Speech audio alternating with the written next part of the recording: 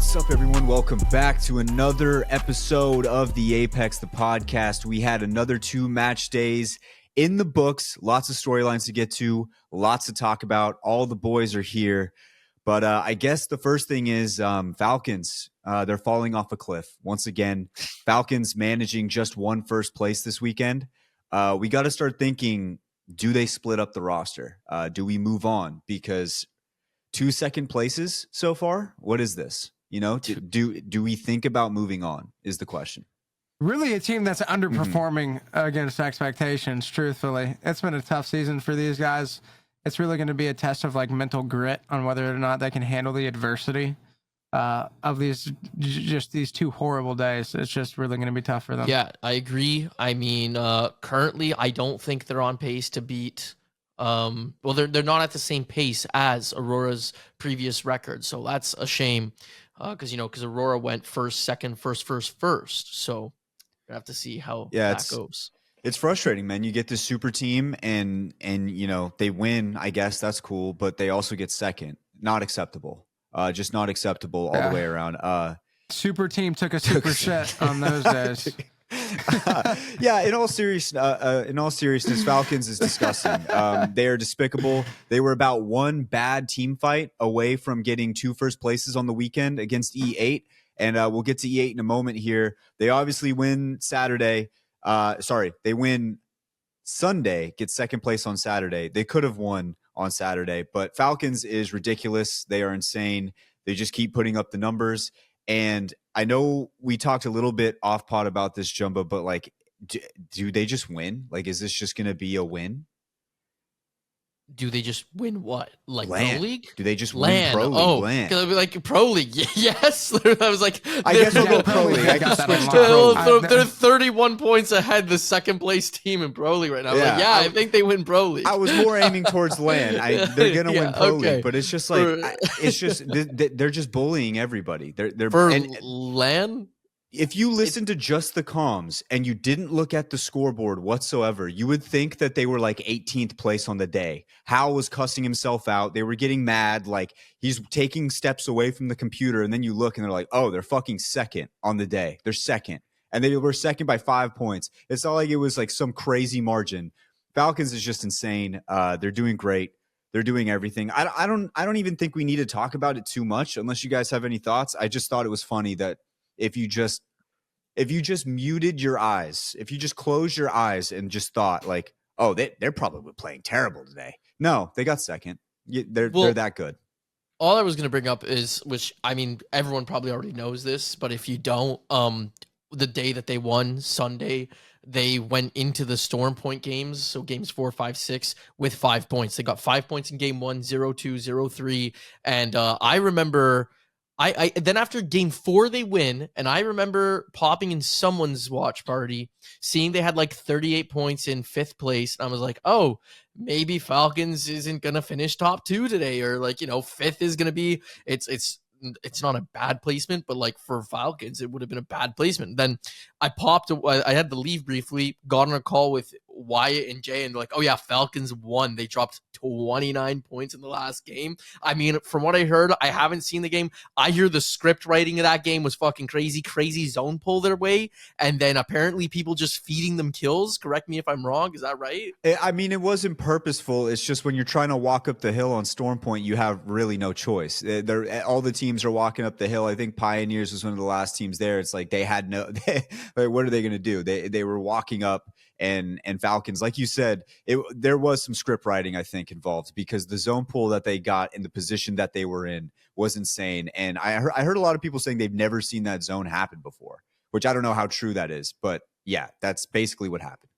If they don't make LAN finals for the split 2 playoffs, I think that'd be crazy script or something like that. Maybe the script writers are hyping this all up right now for them to not make it. Or even EWC. I don't know if you guys seen the format for EWC. It's like kind of brutal. I'm pretty sure it's like top 9 teams from both lobbies. There's 2 lobbies. Top 9 teams go straight to finals. And then there's like a last chance qualifier where 20 teams play in and only 2 go ahead. So there might be some big upsets there. I'm not saying the Falcons should be the ones to be the upsets. So ideally, like you said, not even ideally, realistically, I think they win everything. But who knows? Who knows? I think it'd be crazy if somehow they do.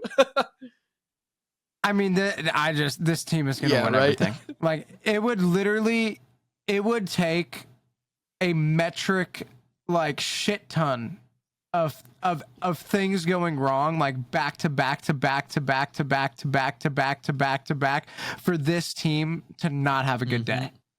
Because like they can, like if they did with half the shit that we just talked about, the worst they're gonna do is second place, you know. And so like you'd have to throw like the whole kitchen sink in terms of like what could go wrong for the like. Cause I mean they're just so good. Well, yeah, I gotta dive in and see why they only dropped 5 points on World's Edge, but it didn't seem to matter once they got to Storm Point. Yeah, Hal just went crazy, and Hal had a bad. If you're talking about Sunday, Hal had a bad Saturday. Apparently, bad to his standards. 5 kills. He had bad. He had a bad Saturday. Sunday, there were I got to be the worst Prize Picks entry person of all time. I'm looking at games 4 through 6. I'm like, how's that 7 kills? That's a lot of kills for 3 games. He got like 18. So I'm terrible. Just idiotic. But yeah, it's just crazy. Like it. Even if one of them is having an off day, you give them a second day to come back and do it again, it's not going to matter. The second they get a second chance, it's over. And I know it seems like every single beginning of the episode we're just glazing them, but what do you expect? What do you expect us to do? They're either first or second every single day. Like I don't know how else to tiptoe around that. I did see Tech literally tweeted out, at this point we should start congratulating the second place team. yeah. Like, no, I agree. It's crazy. Well, we'll have to see. Before I give them that, we'll have to see what happens at LAN. But I don't know. Like you're right. Maybe it could be like the Michael Phelps of Apex here. I say we just bring Finn on for an episode before Split 2 LAN, and we just let him throw another take out there and just be like, yeah, Falcons isn't making Sunday.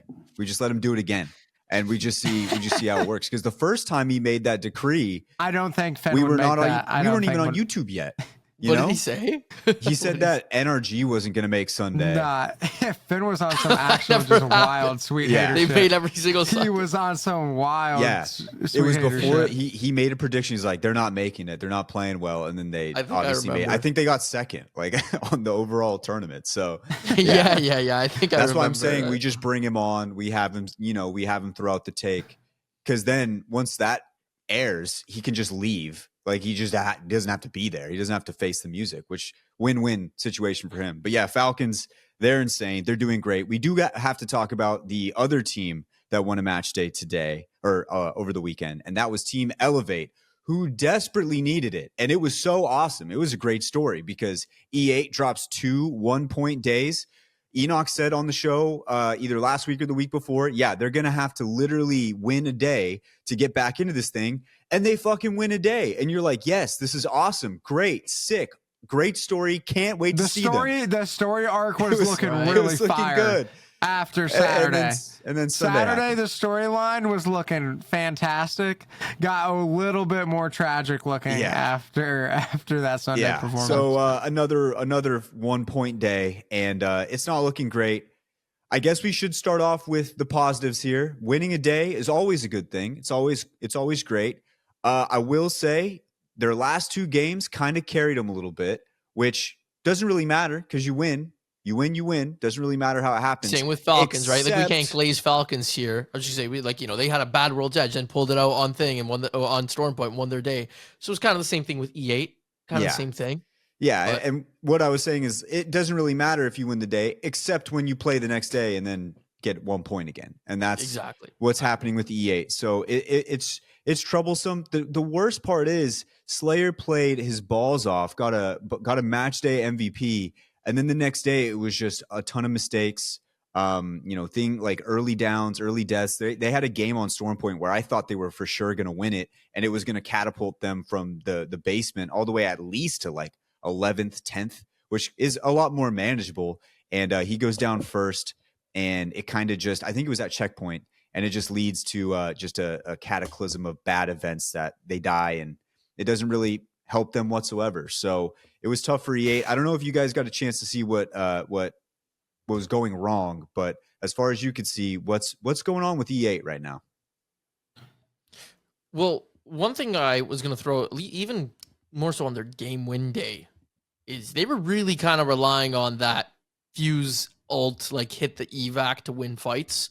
And like, hey, do what you got to do to get points. But if you're going to rely on that, like to win your fights, and then when you don't have it, and don't get me wrong, I'm not saying that's how they won every fight. It's just like they did it more than once. Whereas if you're going to rely on that too much, then after you get, that's where you get Sunday, and then suddenly it's not. If it doesn't work out for you, you're not winning it because you don't got the wall hack. So, but other than that, like the way you're used to yeah, fighting. like exactly right. So, other than that, I didn't get to pay attention to too much. I think you were kind of telling me why again. Same thing where like I don't know. I can't even remember what I was trying to say here. So I actually lost my train of thought. But I got you. I would say like I would say like it highlights how at this high of a level, and you can have a team that is as talented as this team is, as they clearly show how good they are on Saturday, and then on Sunday they showed how good of a like how bad a good team can do just with like little mistakes. Like Apex's game where like if you like your little mistakes add up so fast, because you can play a perfect game for like an Apex game lasts like 20 plus ish minutes. You can play a perfect like 18 minutes and then just throw it all away because you had like 5 seconds of playing bad, or you took a corner a little bit wider than you should have. There's just like simple mistakes that just will absolutely just cost your game, and when they happen from game to game to game, it's going to stack up. You're not going to get that momentum going, and you're just not going to have the day that you need to. Which EA, they needed. I mean, they definitely had to have like a decent amount of pressure going from, because like when they were playing after they got like the first place, like they had a chance, right? Because like realistically, okay, they're like, okay, we got the win that we needed. Now we need to do it again, right? And it's like if we don't do it again, then it's all over. And now it's like, okay, it's all over. Now let's just focus on what we can do to best prepare us for moving ahead. Yeah, and like I said, it's just a ton of just micro mistakes, but it just leads to the entire team dying, and it happens so often. And it just a lot of their games, it looks like they're getting good positioning, and then just one bad thing will happen, and it's all downhill from there. And that doesn't happen with all teams either. Like a lot of times, I was watching, for instance, Moist today, and we'll get into them in a little bit, but they were fighting Falcons in scrims, and I get it, scrims a little bit different, but it was Timmy. Both other members are down, fighting the best team in NA right now, and they were able to fully reset and then win the fight. So it's like there are teams out there who can find ways to bounce back and make these little mistakes not matter as much, and they don't have them happen as often. And that's just what's happening a lot with E8 right now. And it sucks because they were one of my favorite storylines from Split 1, and I really wanted to see them back there. And that Saturday, I was so hyped because I was looking at the sheet, like the stat sheet. I'm like, okay, well, the first 4 or so games really weren't too impressive. They were getting some KP, but as far as placement was going, they weren't getting a whole lot. 2 games, though, can change an entire day. That's what happened. You're feeling good going into Sunday, and then it all just kind of comes tumbling down. So we'll see what happens with E8 moving forward. Hopefully they can figure it out. Maybe they just need some more time together as a roster. It was kind of a quick turnaround from when everything fell apart. But there's other teams who have had, similar amounts of time that have done a little bit better. So hopefully E8 can find a way to bounce back. We'll see what happens. Let's move on into the other team, the other super team, so-called super team in NA region, and that is SSG. They had a very average 2 days. I know, Jumba, I know you got to watch a good amount of SSG. What were you seeing from that perspective? Yeah, so 14th on Saturday, 8th place on Sunday. Kind of not what you expect from when we're calling them the super team, second in NA. And I think they were like first and third in their first 2 days, if I remember correctly, right?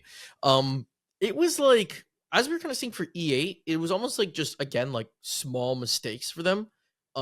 Stuff that you wouldn't expect, like something as simple as Zainu like entering choke points before Koi is able to get there and scan on Bloodhound, which gets him killed in game one, and then after causes their rotate to be significantly delayed. And then their rotates in general, like, were not as ideal or great as they wanted them to be. They're getting to certain spots of zones where then the zone pulls wildly to the other direction. It was a missed zone call, and it's just hard for them to make that rotate that distance back in. I will say, like, there was some tough zones from them coming from, well, actually only two. Like on day one, coming from Skyhook specifically, they had to like go pretty far. But I mean, like, a lot of teams are dealing with that, right? So like, that's not the only reason. Like, you can't blame zones for both days like not performing. Yeah, it was just, again, it was a lot of like small mistakes, and like even in like their 3v3 fights. And what I'm excited to talk about with like Moist later in a bit, right, is like they were like, Koi was frying. Don't get me wrong, like he was doing really good, and that's the POV I was watching. So I can't really say much about Phony and Zainu's POV. But then like Moist just turns around and tears them apart in like a single 3v3.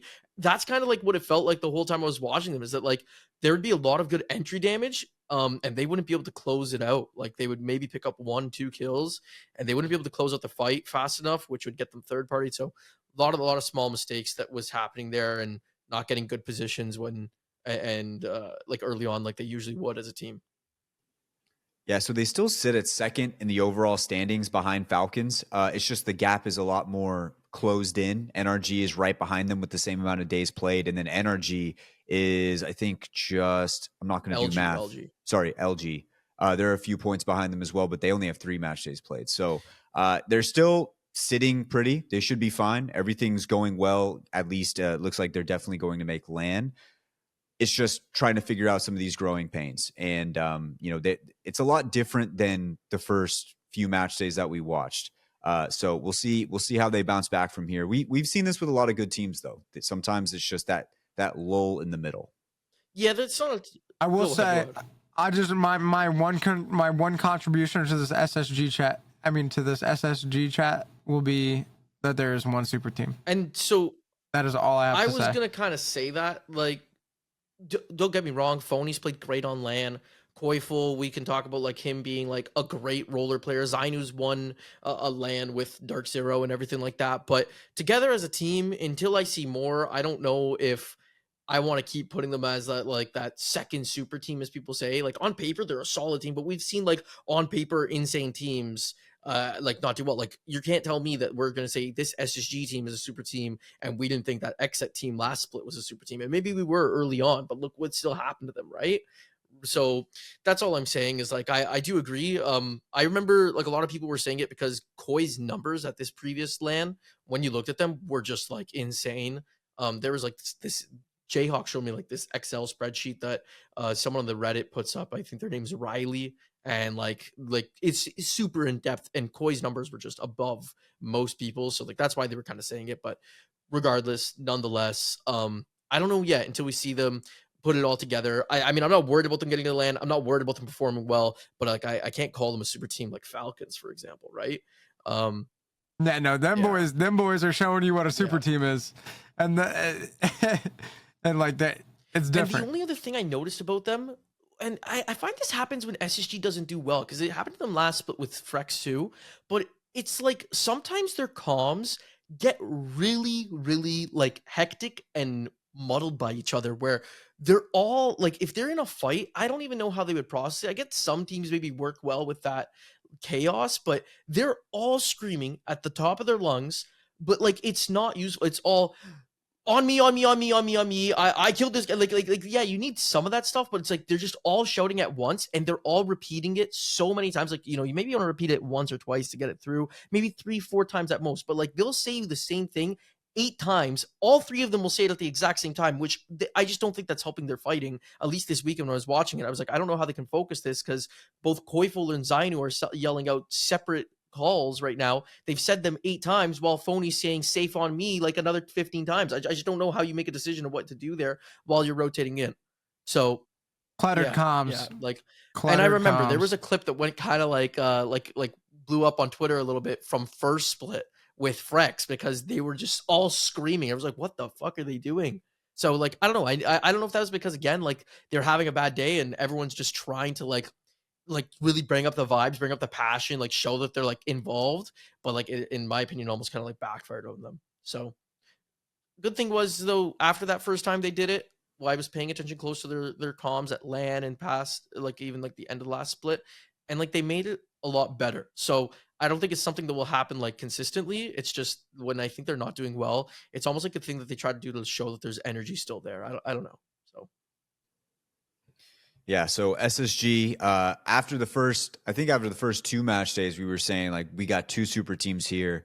Falcons has definitely shown there's really only 1 super team here, and it really just shows how big of a difference the gap in just talent and skill overall is between these 2 teams. That's not to say that SSG can't have days like Falcons in their bag. They're just not quite there quite yet. Let's move on into Moist and DSG, because the last week's storyline was that Timmy was leaving DSG, joining Moist, and then DSG was looking for a replacement. They eventually land on Zenile. And Moist, let's start off with Moist. They had a great day. Great first day with Timmy. They get 5th overall on the day, and it looked good. I'm not going to lie. It looked real good. They kicked off the day with a win. I believe it was 11 kills and the win to kick it off. But going back to what you were saying, Joe, but they just look like a team that knows how to fight, and they know how to fight well with one another. It was clean. bro, it was like so they win their first game first of all, right, with Timmy. Like that's got to fire you up. You know, bringing a new player. You got Wxltzy IGLing for the first time. You're not sure like how it's gonna really go. They didn't scrim or trial Timmy beforehand, and then you win your first game. That's got to be like a good big confidence boost. But yeah, like I mean, even though they weren't doing well this split so far, I wasn't gonna put Moist outside like a top 5 team in the world. Still, they just placed 4th at LAN. You got Guild in there. Wxltzy was 2nd overall for kills in split 1. So, anyways, and MT's unreal IGL. Still, even now that he's not anymore playing with them, like the guy's just ridiculously good. Like, there's not many IGLs who have a better track record than Wxltzy at this stage of the game. So yeah, I didn't ever have doubt in them that they could perform like this, but they're 3v3 fighting now with like a MNK player like Timmy, who we've seen several times before, has the ability to 1v3. Like you're watching them and on their own, they're just outputting so much damage, but then their chemistry works so well. And I know we haven't said it yet, but when we talk to Wxltzy, like that's what I'm going to be diving into. I want to ask him about like how the chemistry is working so well already. It's just impressive to watch. Yeah, and Timmy's carrying over that Sentinel magic from DSG over, and he was hitting everything, dude. Like he was hitting a ton of shots, and it's clutch. The 130s were going crazy, and like that's what I mean. Like the breakdown was like, so first of all, Timmy on Bangalore is such an important change. I think we'll talk about it a bit with DSG too. I don't want to dog on DSG hard for it, but maybe I should continue to. I think that having Timmy on Bangalore over at Moist is showing what DSG could have been potentially. It's only one day, but showing what they could have been potentially. He's got. It's gonna be more than one day because they're looking looking good. And then like he's opening up damage with the Sentinel, and then Wxltzy and Guild just go in there and tear it apart. Like and one at a time too. Guild was 1v3ing all day long. Guild had a clip on World's Edge that was disgusting against KCP or like former tripods. Yeah, that's what I mean. Like that was the game they won. Just 1v3'd them with ease. Killed the last guy with like fucking catalyst spikes.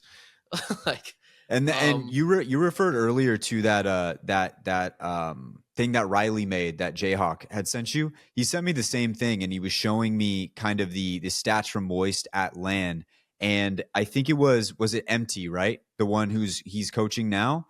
So yeah. MT's stats and this entire sheet is just based upon fighting. It has nothing to do with like rotates or anything like that. Just pure fighting. And MT was just super low on that list. You add a guy like Timmy into the mix with Wxltzy and Guild, who were very high on that list. It makes for a very smooth transition, I think, to have a guy who can fight the way that Timmy fights. And it just looked really smooth from Moist all the way through.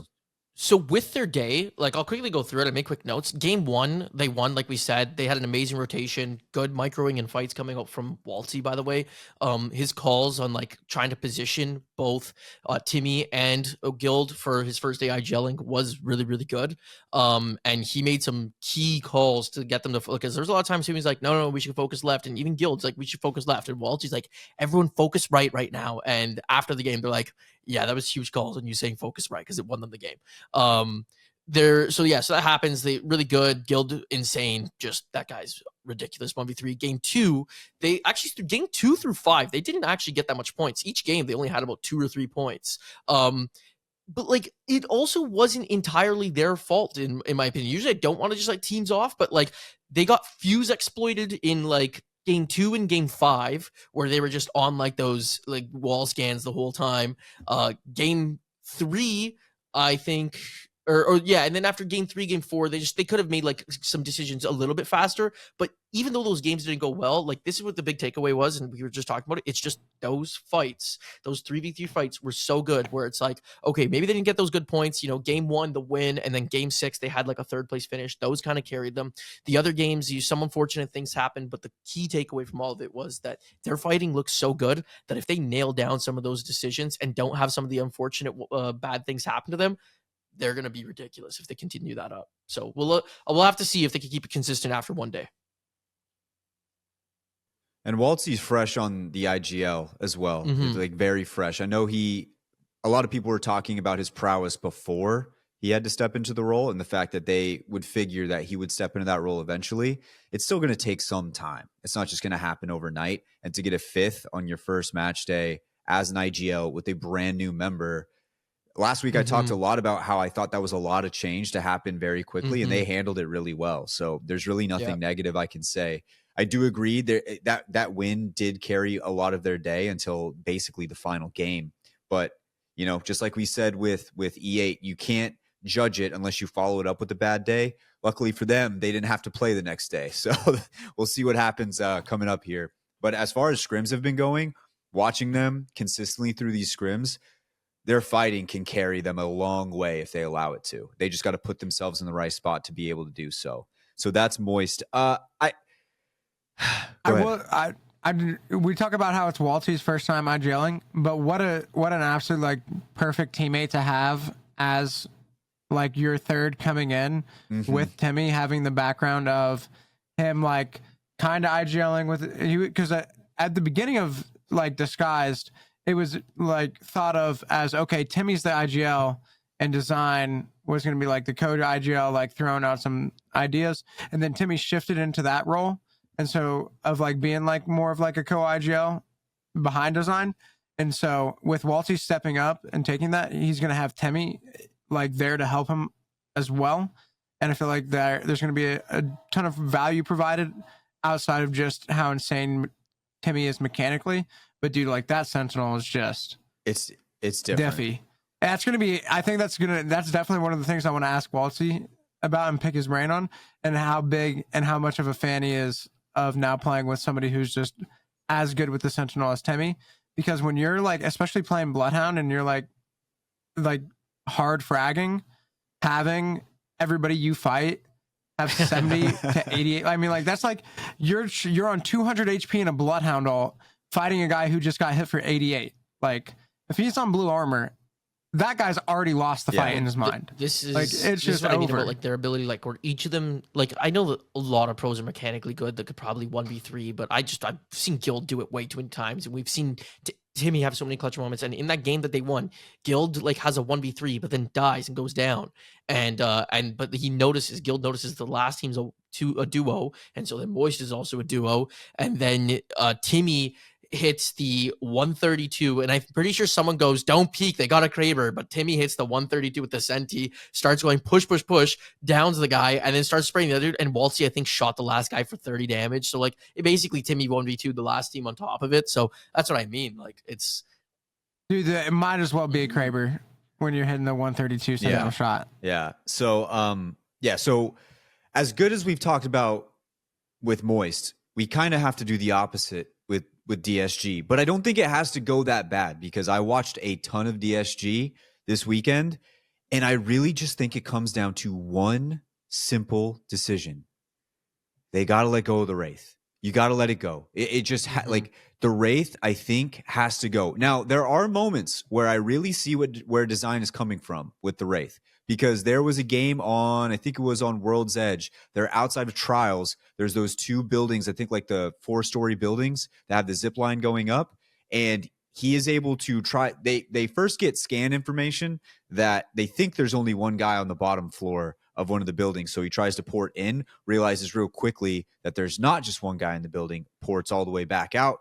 He's able to be safe because the port allows him to go back. If they just use a simple wall for that, there's a good chance that they have to just go in and fight that and potentially lose. And they ended up having like a really good game because people were jumping off the roof and stuff like that. But what I think happens is the lure of a port sometimes sways decisions that probably wouldn't happen in the first place if they didn't have the port, and it leads to some really bad, I feel bad moments. There was another one on World's Edge where they were trying to completely wrap around the backside, like right outside of Overlook.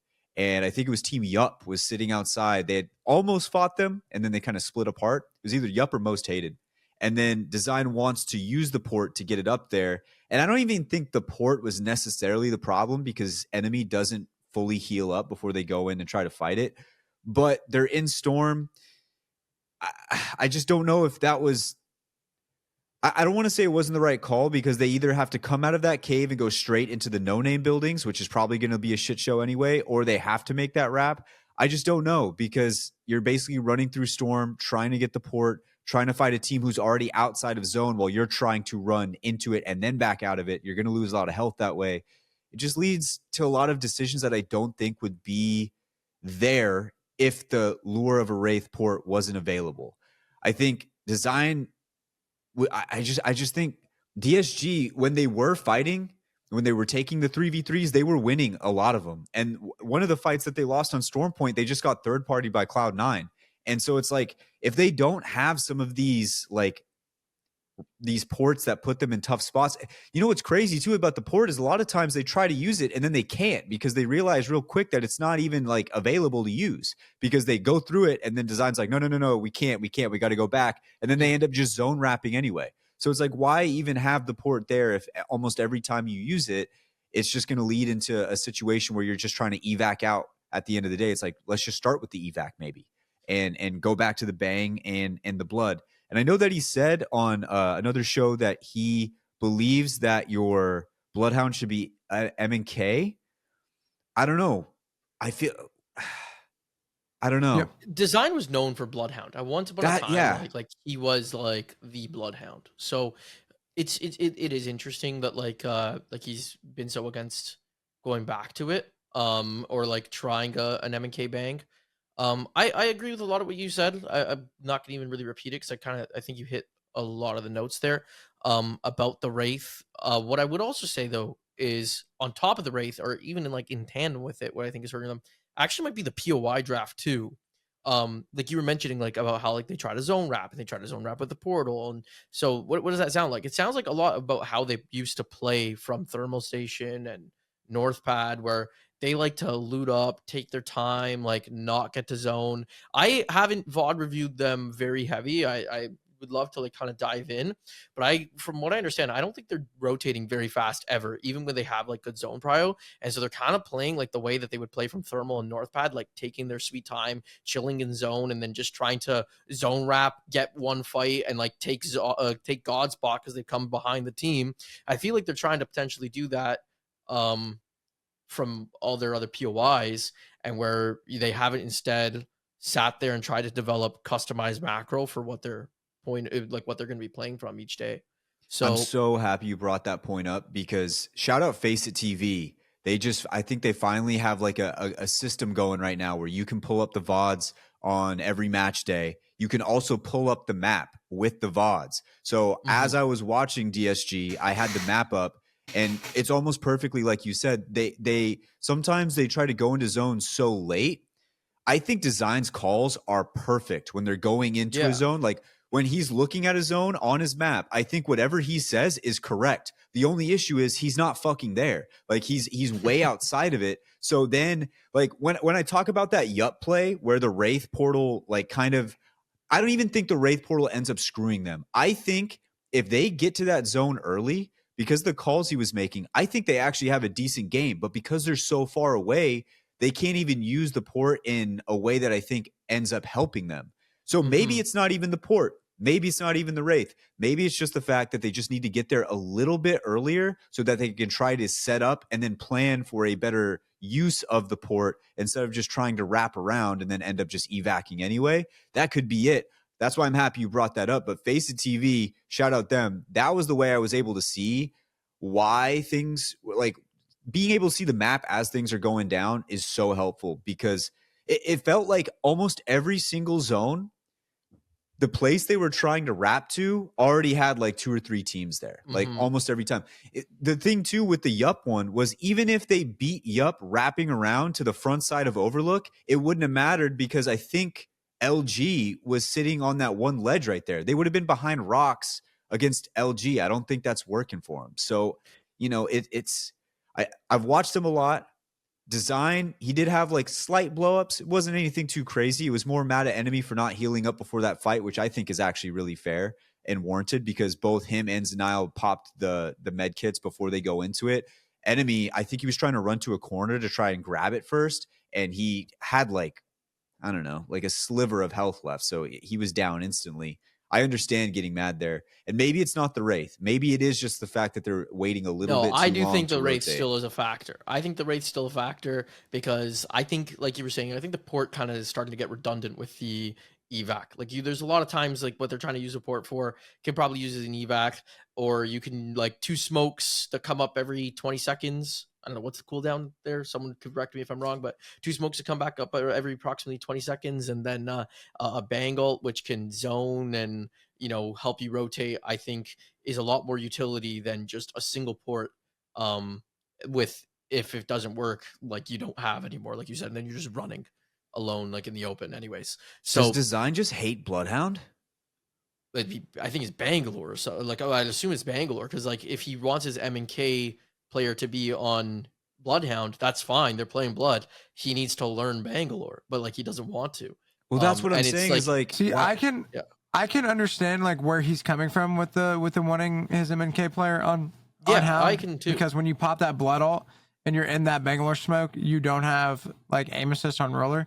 Where on MNK they're just unaffected and they're just gonna be beaming shit, which is something that like Timmy on Bloodhound, like when that man had a turbo havoc in Bloodhound ult, that dude was just frying anything that moved.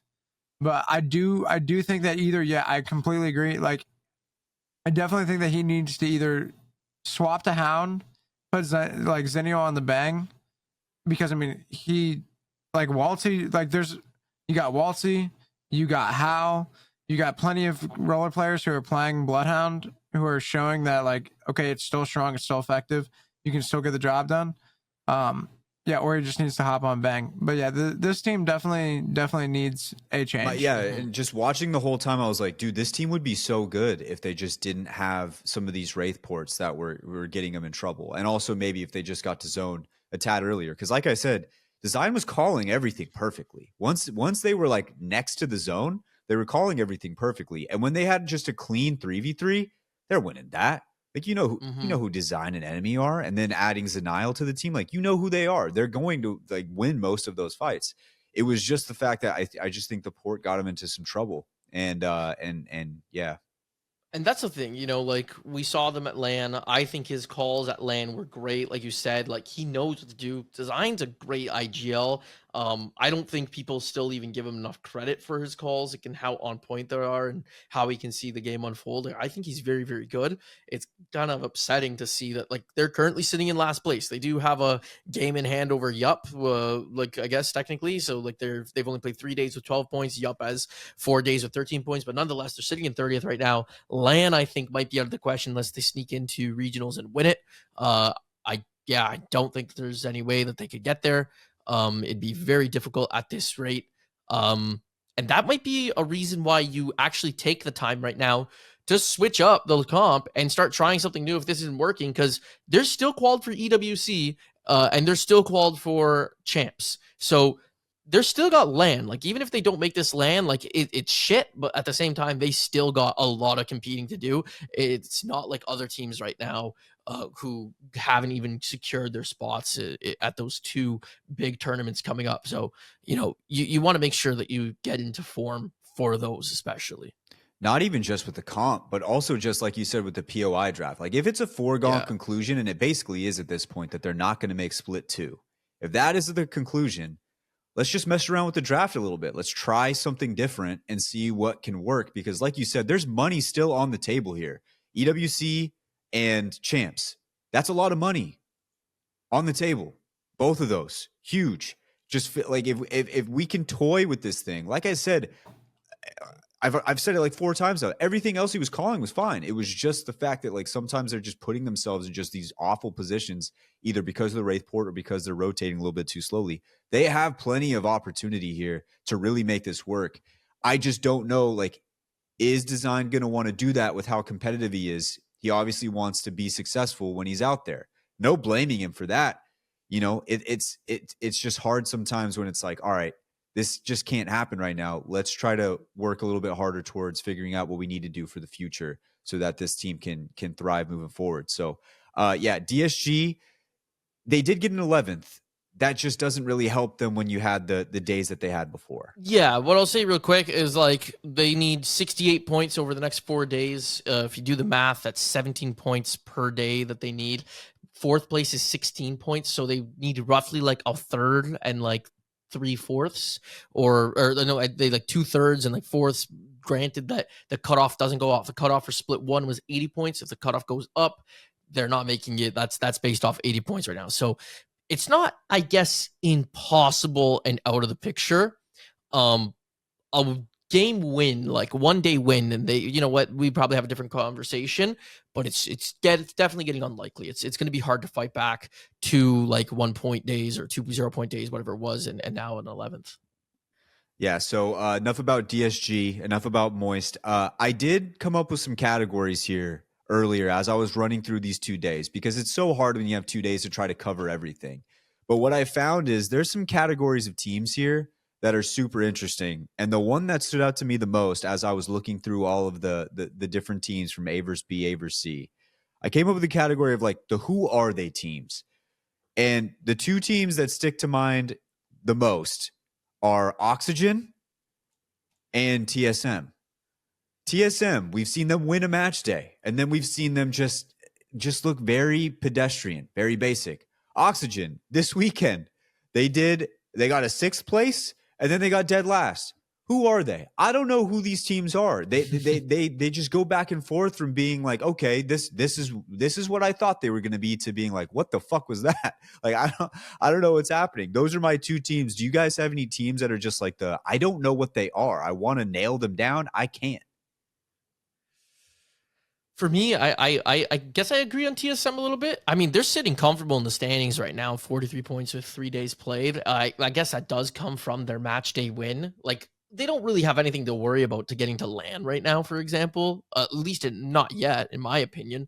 But I do see what you're saying. It's hard to see the consistency there. They're still working out some new things, obviously, with Zap coming in as IGL.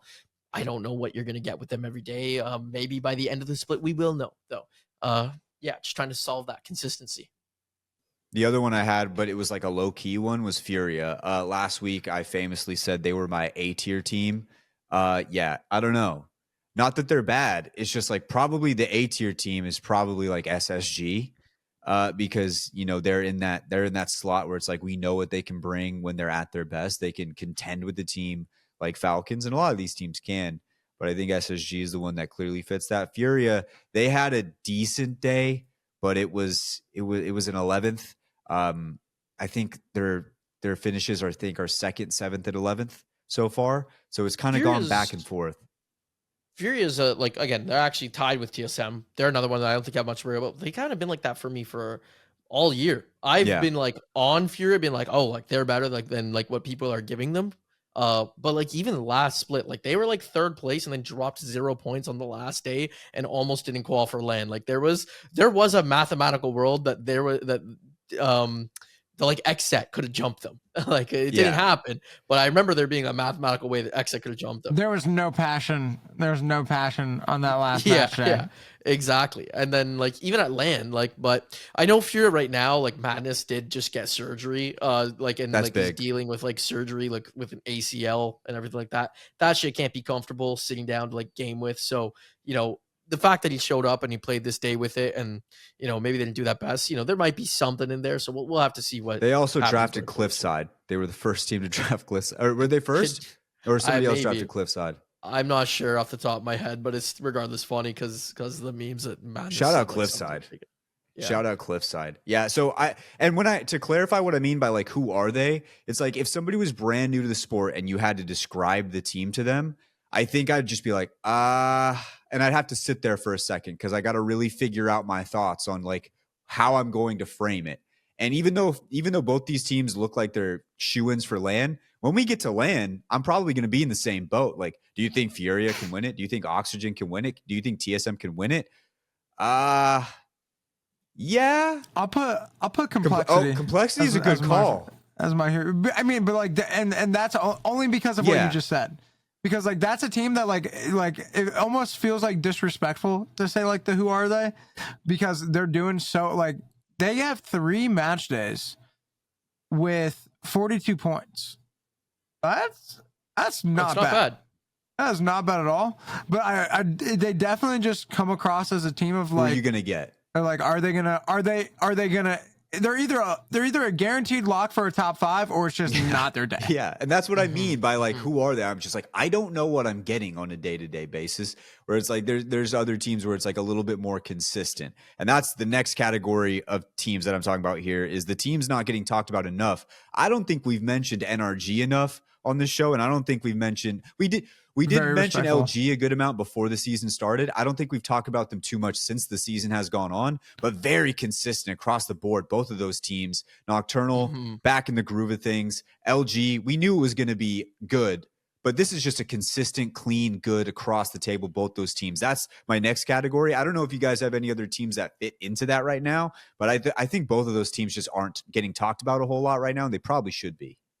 No, those are the 2 teams, especially LG. And like, I want to like, this is like the interesting thing why like these differ from TSM, Furia, Complexity. Because if you actually look at it, Complexity, Furia, TSM, like only have 3 to 4 points less than LG. Like we're saying, like they got like some top 3, top 4 finishes, and then like some bottom 10 finishes. Whereas LG has gone like 6th, 4th, 4th, like very consistent, very good. I know that Sykes isn't too happy because it's his worst Pro League performance by far.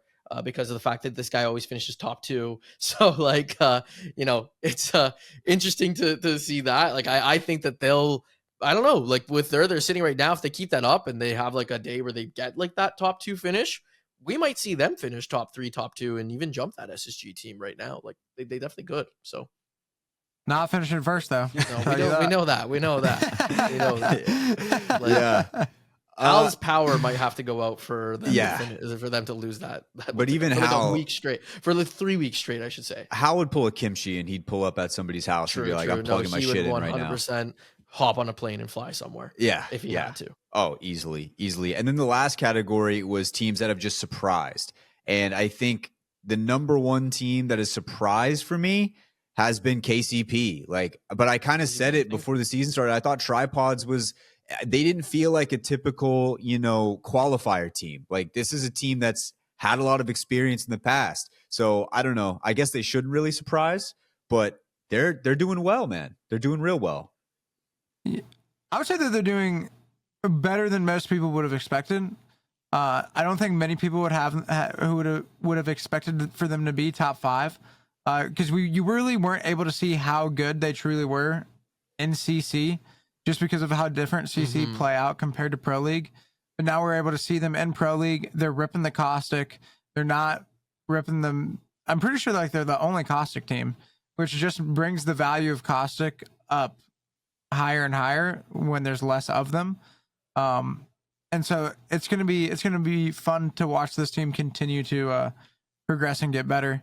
And we'll be seeing those boys in the EWC, and so I know that they're looking forward to that as well. I mean, like, yeah, like it should be a pleasant surprise, and I don't think it's weird that people didn't expect them to perform too well. I mean, yeah, Gent and Deeds have been in Pro League, but Gent hasn't had like a top placement in a very long time, like since his G2 days, realistically. Deeds has never been to a LAN or anything like that as of now.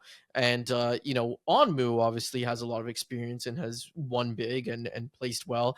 Mind you, like his most recent lands weren't great performances, but still he's done good. So he's the only one that had that sort of, I guess, recent like value in probably players' eye or viewers' eyes and people's eyes, but you don't know how is one person going to turn around like a whole team, right? Like, is he going to like really be the difference maker here? And I guess clearly right now he is. I just quickly looked, and in 4 days they have 46 points. Their last Pro League split when they played with Nick under tripods, they had 44 points in 6 days and finished 22nd overall. So yeah, they're pleasantly surprising people. As Enoch mentioned, the Caustic is so valuable, like in final zones. It's crazy how good the Caustic is. Like when we talked about that Guild 1v3, if it wasn't Guild, they were probably killing Moist there because they take out Wxltzy with the Caustic really, really quick. It's just Guild after, just kind of did Guild things. So yeah, you know, I think if people are pleasantly surprised them, that doesn't surprise me that people are surprised. But at the same time, that's cool to see that they're doing well. And yeah, I hope they do well at EWC and everything and continue that.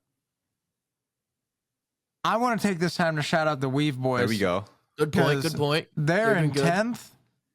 They're in 10th right now, and they've had a roster swap, so it hasn't been the cleanest of runs for them. But with their roster swap, they do pick up Carter, and Carter, he's an exceptionally talented player, coming from EEC. CCE, I think. Yeah, that's the right one. CCE. Oh, no. CCE is that's a CCE it's is the Rampart. worst when CCE and EEC are in the same lobby, dude. It's just it's criminal. Yeah. Just wait till they're in the same. Imagine if they're in the same like group Yeah. where they're just playing every single day. It's gonna eventually happen. Yeah. You know it is. But yeah, they're a team that's like, it's their first split in Pro League, and to be top 10 at 4 days in, I think is definitely worth mentioning. I think that out of all of the new teams, like they're the first team who hasn't been in Pro League before that's performing the best. I do want to throw out. I don't. Or why? Did you want to say something first about? I was just gonna say no. Go I wasn't gonna say anything about. We were gonna say CCE. Just the fact that Trev Stacks, you put any sniper's hand, he's just gonna fucking beam you anywhere. That clip was insane, bro. That man had at one point charge rifle Kraber on the loadout. That two committed. Do you see the damage he puts out with them? It's crazy. Like, I don't blame him. If I was like that, I'd probably do it too. Fucking off of what was it? A balloon. Just sniped him, dude. And that's a dude. I told you guys that by the end of this season, there are going to be Pro League players who just do not fuck with Trev. For sure. I actually in the chat on day 5, they were like, so. It's a whole thing where Wxltzy calls out E8 for doing the evac play, and then suddenly everyone's like, "Yeah, that." Like, they're like, "Sure, that's cringe." You know what's also cringe? Rampart. Like, and they just all started going in on fucking Trev Stacks about it. It's like, yeah. What I was going to say too, I was going to flip over. I know we're really NA heavy. I was going to flip over to EMEA briefly, just to say, like, you talk about pleasantly surprised teams. I haven't watched them too much, but the fact they're sitting in first right now, Made in Heaven has had a dream run story coming through the whole qualifiers. They finished 4th. They did really good at LAN, and now they're currently sitting in first. Got picked up by FaZe Clan as well. And I don't know if you guys know how that went down. Snipe talked about it on his show, and he mentioned, so they Made in Heaven recently picked up Nags, who played with 07.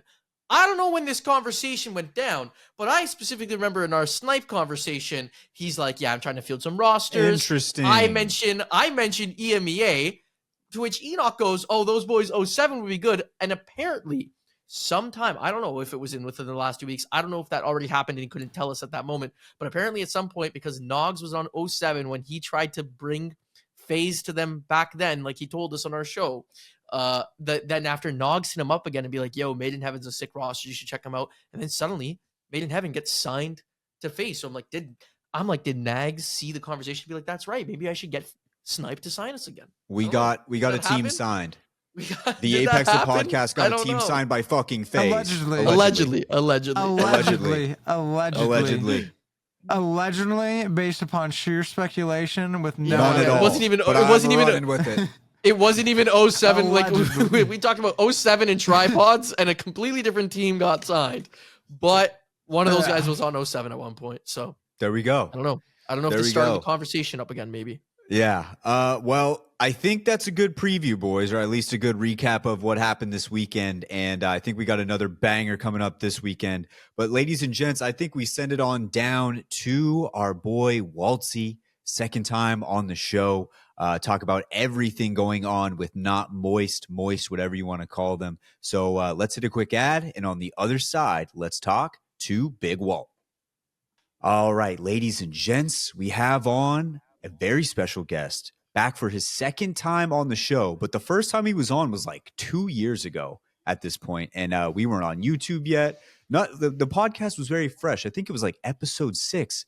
We've got Moist Wxltzy on the show, back, ready to go. Walt, how are you doing, my man? I'm very good. Had a very good scrim day today, so I'm in a good mood.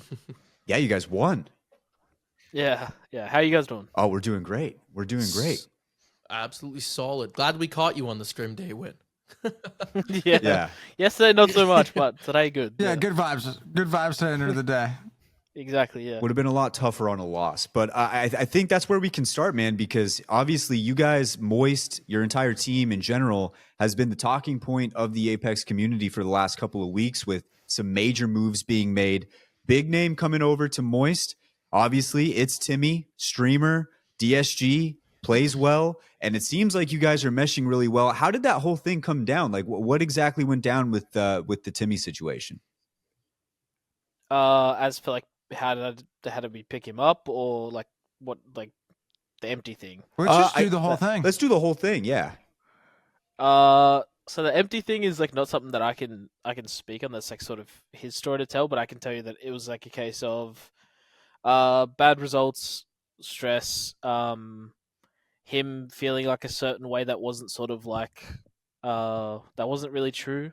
But he's like, when you're the IGL of the team, you put a lot of pressure on yourself, you put a lot of stress on yourself. So his decision was his decision. And then, moving forward, I had to find someone, and it was either find an IGL that I think could replace Empty, which there's not many. There's probably, if any, 3.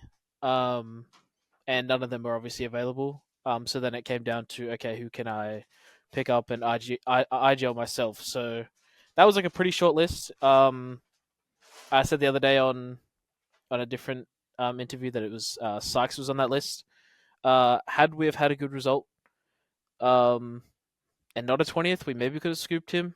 But obviously, he's got a very established team.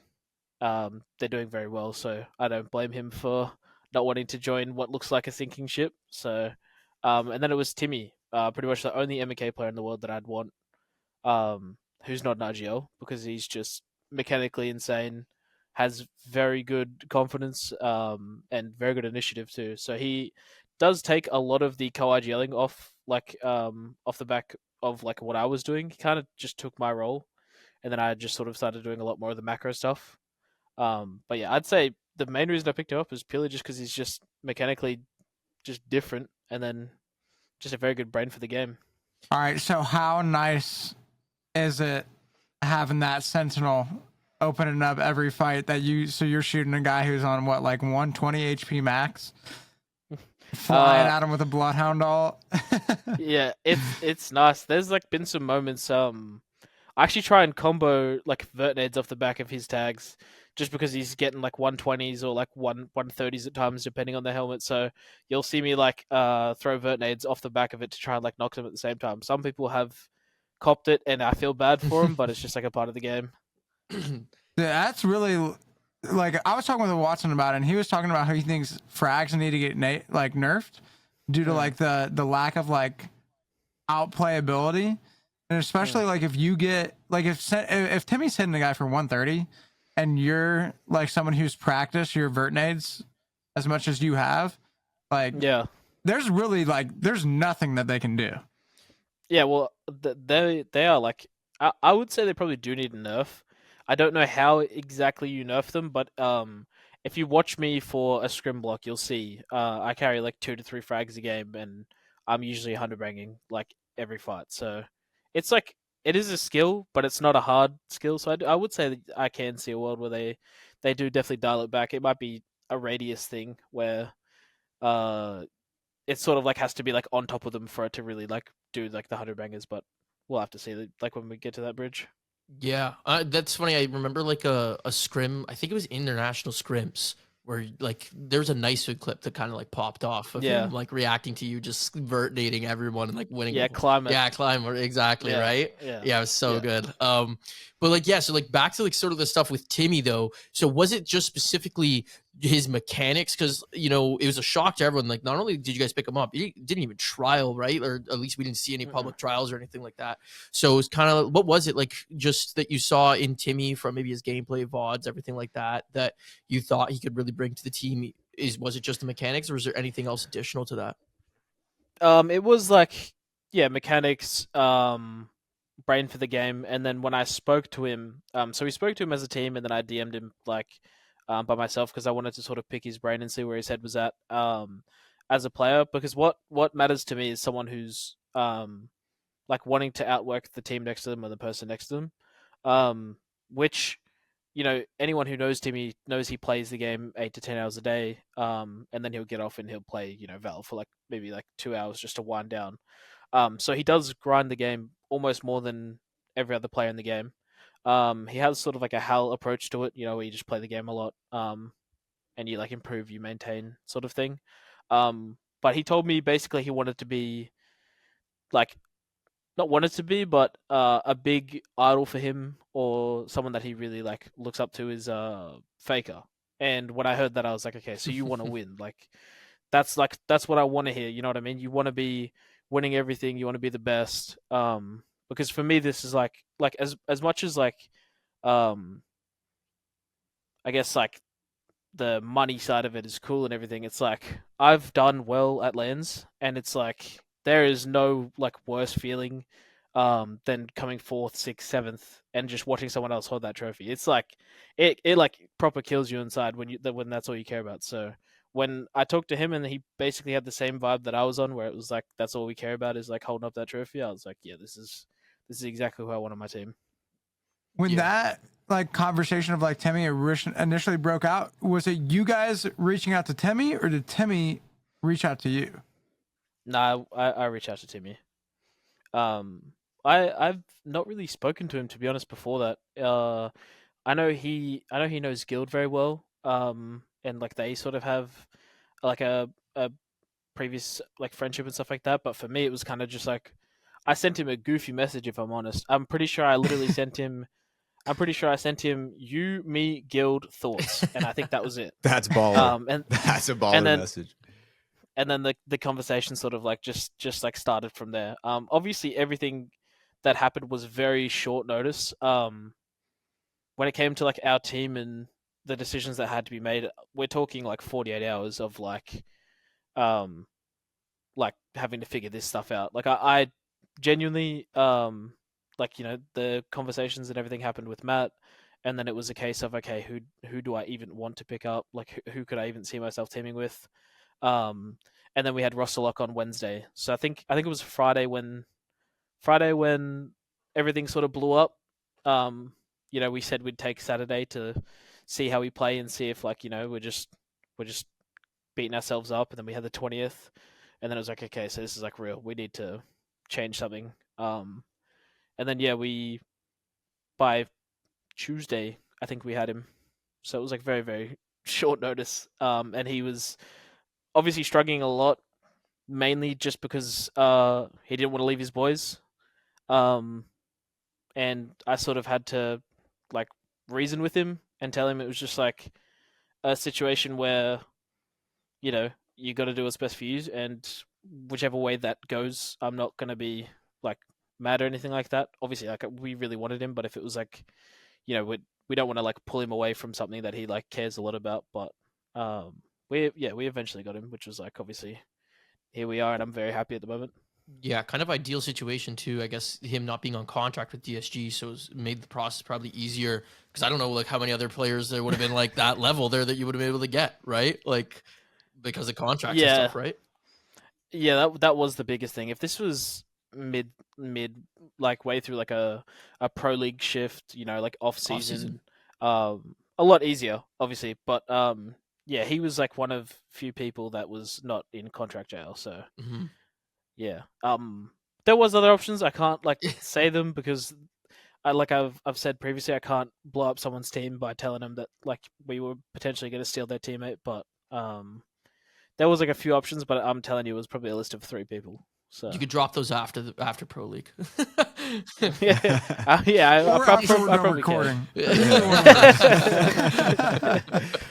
of So the interesting part in all this is the fact that not only did you guys pick up a new player, but there was so many shifts in the Mm. team in so many different, like in such a small amount of time. You had a IGL move up to coach, you had a co-IGL move to IGL, and then you had a brand new player who you had never even trialed before now on the roster, and then you guys come in and play fifth. After that day, how did you feel just being like, okay, I think we're back on the right track here? Because you guys came off of a dead last 20th place. Was there a lot of like, okay, we can make it back to where we want to be here? I would say yes. The weekend should have been a first. But the fuse evac things in the Yeah. game, and E8 got us with that a couple times. Not a lot of like speaking of what was the word you used before, Enoch? Uh, Accountability. What is it? When you what's Counterplay? it said about the frags? Yeah, there's like not a lot of counterplay to the fuse evac thing, right? You kind of just get put on wall hacks. You can maybe run a cat wall if you have a cat wall, but other than that, there's like not much you can do. So we lost out on probably about 20 or 30 points, purely because of that. So I'm very confident we win the day if that doesn't happen. So it was like a fifth on a day that could have been a first as our first day teaming is like obviously always going to be very good, but in terms of the standings, it's like still not enough for us to have any sort of breathing room. We need to place top 5, I think, on average for us to qualify for LAN. So definitely still, definitely still stressful, but a lot more hopeful. Well, something we were talking about before, and I want to come back to like about talking about you moving up to IGL, as I think Wyatt was kind of segueing there too. But what was really cool to see is, like you said, a lot of those games you like. I think you guys got that evac ulted. That happened at least 2 to 3 times, ratted 1 time. So you guys just weren't getting the opportunity. But nonetheless, the team fighting was unreal. Like tearing through teams, SSG, these teams people are putting up on pedestals as super teams. And on your first day, the chemistry was kind of good. Or not good, kind of good. I was trying to say kind of amazing is what I wanted to say. Yeah. It In was like decent. the way, yeah, in the way that It was not ass. So. just in the way that you guys are seriously swinging though, like and like even Enoch was saying, Timmy opening up the Sentinel, you and Guild swinging left and right, or even sometimes Timmy finding a way in there. I don't know how he's moving so fast. I think it's great seeing him on Bangalore now and everything like that. But it was ridiculous to see how good it was on your first day, the chemistry that you guys had. So yeah, I commend you for that, for real. And then the other thing was, I mean, I don't know if I know you're talking about like your results not being too great. I still see you guys as a top 5 not a team in the world, not just NA. And I say that because like also too Guild is fucking insane. That KCP 1v3 was ridiculous, bro. No, we have a lot of firepower on the team at the moment, and it's just a case of finding the tempo in fights. That's the only thing that we've been struggling with. It's not a case of people missing shots. It's not a case of people sort of like misplaying. It's just not us playing like at the same time as each other. So that's like one thing that we struggled with. But on the weekend, it's a lot easier to dial that in because everyone's a lot more locked. The comms are a lot more fluent. And it's just unfortunately like you'd want to give 100% to scrims, but you can't always, especially when you're double blocking. So you're gonna have those moments, and obviously when we're such a technically a new team, like we pretty much are in terms of like the way that the roles are and everything like that, you don't really want to be like just chalking games up to someone not being like 100%, but that's just like the way it is. But as for the weekend, man, yeah, like there's not really a team in the game that I wouldn't turn around and just sprint out with this team. Um, and you'll see it through scrims, but you'll see it on the weekend too. Teams need to like learn, and they need to learn fast. That I'm not going to not 3v3 you just for the sake of doing that. It's just like, in my mind, the way I see the game is a 3v3 is not risky because like at the end of the day, I back my team that will win all of them. Mm-hmm. So if you're rotating on my edge, and there's no one else around us, and I see it, like I hit a play scan, I see that, me and Timmy especially, because Timmy called the SSG fight, that wasn't even me. Yeah. We have no problem doing that.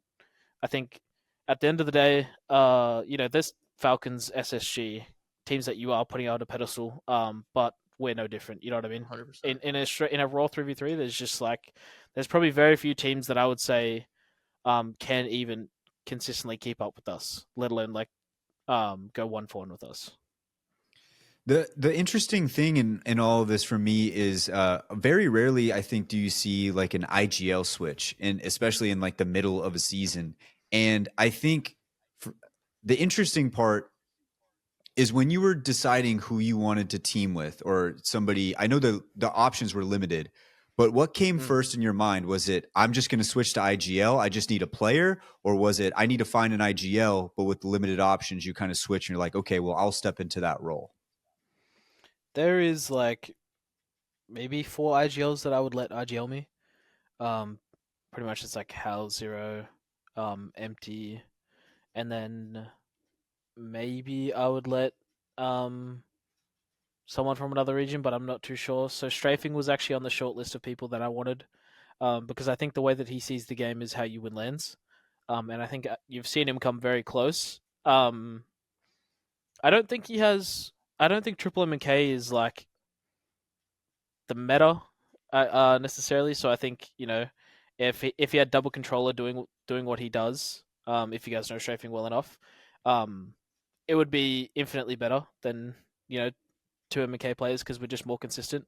So that was definitely something that I was like, this could work. Dude, And I that hit would have him been up. mad fun to watch. I'm not even gonna lie. Like, if you somehow managed to make that happen, and that would be a dangerous team.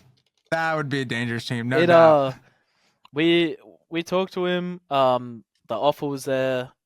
He said he'd get back to us. Said that he basically couldn't do that to his team. I Very think if it was an off respectable. season, we could have pulled him.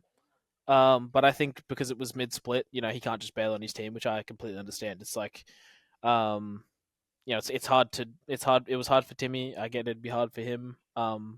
But yeah, I would say that's probably the short list of people I'd let IGL me.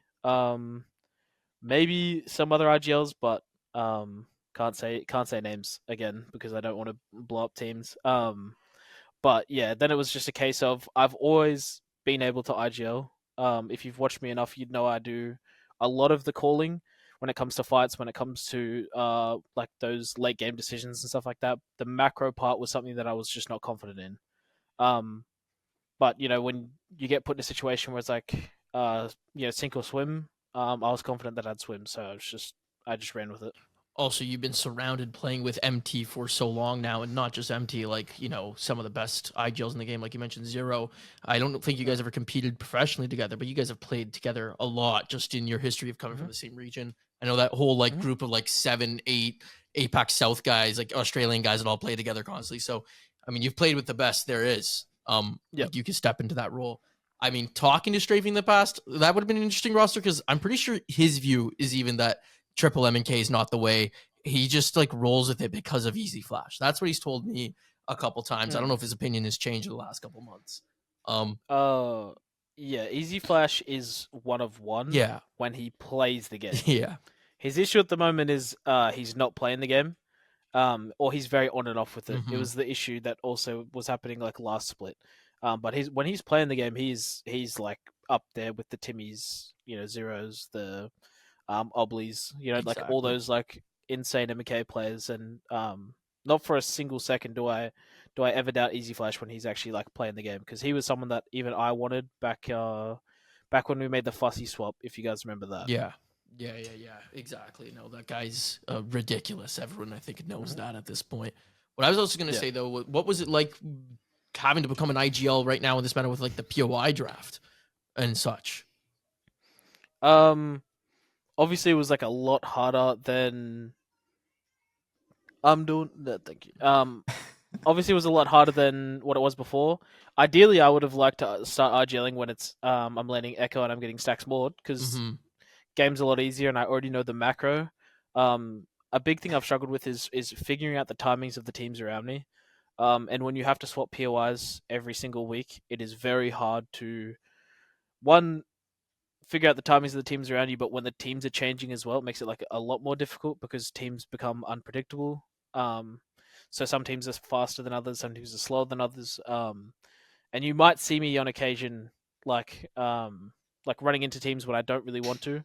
And not that I'm shy of taking those fights. It's just like not ideal to take fights on rotation when you have teams all around you and you're gonna get stuck in like a pile up. So it has definitely been difficult. Yeah, and I saw you got Launchpad Dome coming up this week. I mean, Launchpad's Dome. like not too bad, but Dome, man, with like a lot of teams Uh, surrounding you too, right? Launch site, I think, and then Stacks and Big Bot were all taken. So so we could have gone thermal. I'm I not a saw that. thermal enjoyer. Don't really like thermal. I don't know why. It's just in terms of like comfortability. I didn't like the way that it played out. We played it. I think the week we came 20th. Um, I'm not too sure what it is. It just is very slow. I feel like the teams around you don't move. It's like very awkward. I think with Dome, it's a lot more straightforward. I can be very quick to like loot my stuff, and if the teams in front of me are being slow, I can just bully them. Obviously with DSG, it's going to be a little bit different because Design tends to play the game how he wants to play the game. But in saying that though, not too worried. Like the team I have is like more than capable of like just steamrolling the team in front of them. So when we know it's like a case of a 3v3 and whether we have no team on our back, I think that's when we like sort of play our best because the only risk is a third party. It's not like the 3v3. Mm-hmm. So the other interesting thing about this entire move, swap, whatever you want to call it, is the fact that your IGL is now just your coach. And I feel like that would be no? He was. Um, then he. So originally that was the plan. Then he said he doesn't have a passion for it. What he wants to do right now is very much up in the air. He's got options and decisions to make. But it's back to being Droga or Kyle. Oh, okay. Okay. He is still helping me though. Like every day, he's pretty much watching my scrims in the call. Like I go, shoot hoops and talk about the game with him. So he is still helping me a lot. So Yeah, that's what I think that's what I was going to ask is having a guy who you've been playing with for a long time in that situation where you're kind of transitioning into a role that you've done, but you still have some aspects of it that you haven't fully gotten into. How big of a help has he been just learning? Because you said you feel like micro you can do well. It was more of the macro getting more comfortable. You said you weren't confident with it, which means I think that you can do it. It's just you haven't done it a whole lot yet. How has he been able to help you out with that? he has been incredibly helpful, but at the same time, because my macro is not the same as his, um, he's sort of it's like weird. It's a case of like him trying to assist me with how I want to play the game. And he has been extremely helpful, but it's just like different with both sort of like figuring it out at the same time. Because obviously he played a lot more zone style. We did play edge for the last lane, but he's very experienced with zone. Not so much edge. So he has been very very helpful. Um, and I do have very long conversations about the game with him. And I do think it's a case of not really excited to lose him if depending on what he does, but hopefully by the time he's gone, I've soaked up all the wisdom and I'll be good by myself. At the How good very is he at least, basketball? Not very Not good. very good. You're just dominating him. No, Kyle is by far the best basketball player that we have. He is like sort of like X not D1 because like obviously it's not like college, but he played with like Josh Giddey and stuff like that. So Oh, he's like very very good at holy, basketball. he's pretty tall too, though. Yeah. Jogger, right? Jogger's like 6 something, like 6'4" or something like that. I don't know. I remember seeing him at LAN. He looked huge. Yeah, he's 6'5". 6'5". There you go. So yeah, he smokes the both of us. I can shoot and that's about it. I can't handle the ball at all. oh, there we go. All right. Well, shooting is like a major part of it, I'd say. So that's not Yeah. too bad. Uh, Just spot up. Yeah, there we go. I wanted to kind of talk about like where you guys are sitting right now in pro league. Obviously, it's not a position that you guys want to be in. And it's also kind of different to how we've normally seen Moist. I think when you look at Moist, you look and you say like this is a team Thank you. that there's a food. Usually that team's always in there. They're always dominating, they're always at the top. You find yourself in an interesting spot now where you kind of have to continuously perform well over and over and over, and there's a different kind of Yeah. pressure on you. Yeah. Has that changed the way your outlook is for the rest of pro league? Mm, not really. To be completely honest with you, the goal is always to be the best. And I think when you look at our last pro league, that kind of shows our lowest placement was a seventh, and we were contested when we did that too. So a seventh while contested is very, very good. We would have. I still think we would have won pro league if Liquid just swallowed their pride like a little bit earlier. But obviously, um, I don't blame Liquid for not wanting to give up their POI to a team coming to the region from APAC South. But at the same time, when we put up double their points, scrim block, match days, eventually they gave it up. Just frustrating that we couldn't win pro league because Zero's just unfortunately always beat us when it comes to pro league and lands and stuff like that. So that would have been very nice, obviously going into LAN. But yeah, I don't know. I think perfection is obviously the goal. Um, the goal has stayed the same. There's just a little bit more pressure on like upholding that, I guess. So the mindset is still the same though. I mean, that first split of Pro League, though, in general, was very impressive coming to whole new place. And you guys had tons of issues with just even like obviously the visa situation, living in Canada and everything like that. And like you guys still put up second in what everyone always talks about is like the hardest region, right? Showing them like what you guys can actually do coming from APAC South and everything like that. And then split one playoffs, you guys, I know you said like it sucks to come fourth and then watch someone else hold the trophy, but nonetheless, your best performance at LAN so far, and still to this date, never gone through the losers bracket. So, pretty impressive that you guys were able to accomplish all that in that first split of Pro League. Do you have any thoughts about what it's been like to come to NA? How you been feeling like since doing that? I think NA has its upsides and its downsides. I think it is a very good region in terms of, has the best roller players, has the best RGLs. I think it lacks discipline. And so does every region in all fairness. But there is like a scrim day yesterday where it was like 8 squads second. Whenever there's any opportunity for people to miss scrims, like they are more than happy to like just dip out. And it's just like in no other world or like in no other job do you ever do that. You know what I mean? It's like it's just like it's very frustrating because I feel like there's people who haven't had to do that. They haven't had to work like a real job, so I feel like they don't have work ethic, they don't have grind. They kind of just have natural talent that has gotten them to this point, which is like very frustrating because I feel like there's a word that I'm missing here, but NA is just like every player in NA has it. Arrogance? Privilege. Privilege. Privilege. Yeah, I was going to even say I think they're complacent. they're very privileged. I don't think people understand that like, they have all the viewership, they have all the money, they have all the tournaments. So it's like when you're doing the bare minimum, I think it's really frustrating and it's like really disappointing. A slap That in is the like the face to biggest the thing. opportunity that's there.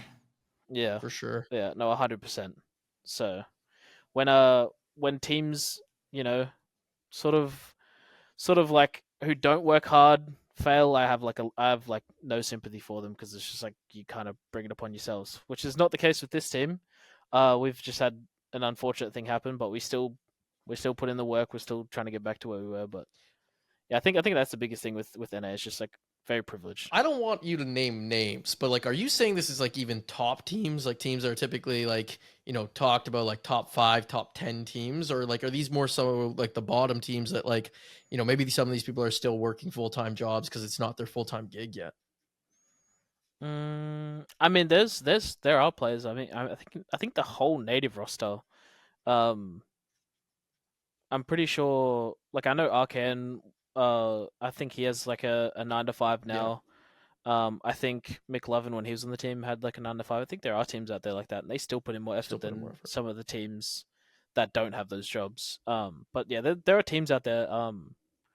Not to name names, but the old Optic roster, that didn't make land last split. I think that came down to not putting in enough time.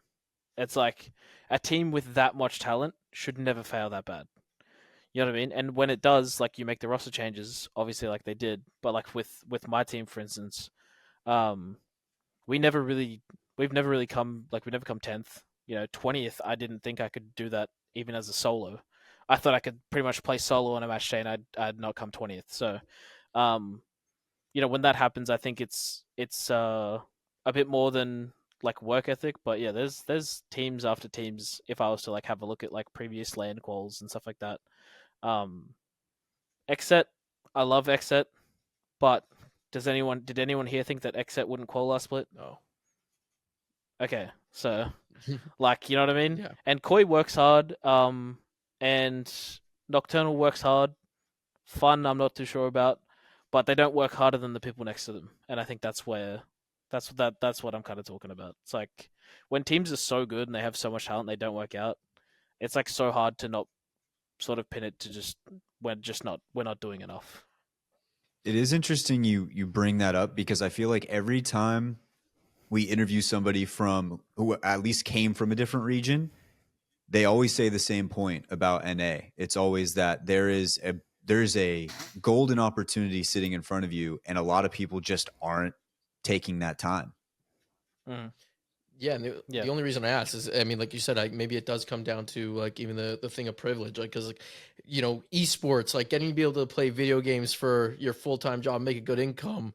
If I mm. was in that position, like as a competitive pro player, I would never let anything my way to let that leave my grasp, right? I never let that Exactly. opportunity slip. Yeah, I mean, well, like for me, I'm not gonna act like I'm not privileged to be One hundred here. percent. You know what I mean? The reason that I've stayed here and I've stayed like at the top and I've been, fourth, sixth, seventh at LAN, has come down to how hard I've worked. And I only ever like, point at myself when I've not achieved what I've wanted to achieve. You know what I mean? Like so last LAN I even said going into it my goal was to MVP the LAN um and win finals. I only did one of those things. And I really feel like even though I top fragged the LAN, I still don't think I had a perfect LAN. There was a lot of Mm-hmm. mistakes that I made that I needed to fix and I need to work on. So I think that is like a big thing with NA. Besides like the privileges, like they don't ever blame and like themselves. They blame everyone else when they get inted when they have bad days. Um, it's always unlucky or we got inted. Like EA had on the weekend pretty much killed us 3 games, and as much as like the evac thing is like frustrating, and I will chalk that up. It's like when we got ratted, I wanted to go through tunnel. Timmy wanted to go through the choke. Had I have gone through tunnel, I would have like periodically scanned. We probably would have found them. Maybe we lose the 3v3, but at least like we didn't get ratted. We had a chance. You know what I mean? So it's like yes, we got ratted. Yes, it's unfortunate. Yes, we should have done a better job at like clearing that. You know what I mean? So it's like situations like that. I feel like NA players tend to point at the other team and not themselves. I think enough time has passed, and this whole topic brings this back up. But when you talk about working hard, when we first Mm-hmm. brought you on, you told a little bit about your life story and how you got into wanting to go full time content creation slash being a pro in Apex, and it was actually like a really inspiring story for Mm-hmm. people out there who are working and trying to grind to get to where they want to be. I would love for you to retell that story about what happened, how you were working and how you got into this because it was an inspirational story. Uh, can sum it up pretty well. I was working 12 to 14 hours at a meat factory, so basically like just like packing, shipping meat. Uh was having micro naps when I was sleeping, but it never was like super bad. And then one of them was really bad, and I fell asleep behind the wheel. Got lucky, didn't total the car or anything like that, but drove off. And missed a light pole by like a meter, which is like a couple feet. Um, and I would have been going like 90 kilometers when I was doing that, so I would have died like 100%. And that was sort of like the moment where I was like, this isn't worth it. Like I'm not shy of hard work, because it's just like what I've been raised around. It's just like my whole family basically. But I was like confident I could make the streaming thing work. Didn't know I was gonna be here where I am now. And 2 years ago, you guys when you guys did this interview with me, I didn't think I'd be here where I am now from back then. So, I kind of keep going forward, and yeah, like I just sort of sent it one day after that, and I was just like, this isn't worth it. This is my dream. I'm gonna make it happen, and yeah, here we are. The craziest part about that whole story, the first time you told it, was when you went in the next day to tell them you were quitting. You told them the story, and they were like, "Oh yeah, that happens all the time," which is just crazy for a workplace to be like, "Yeah, people fall asleep after the shift's over.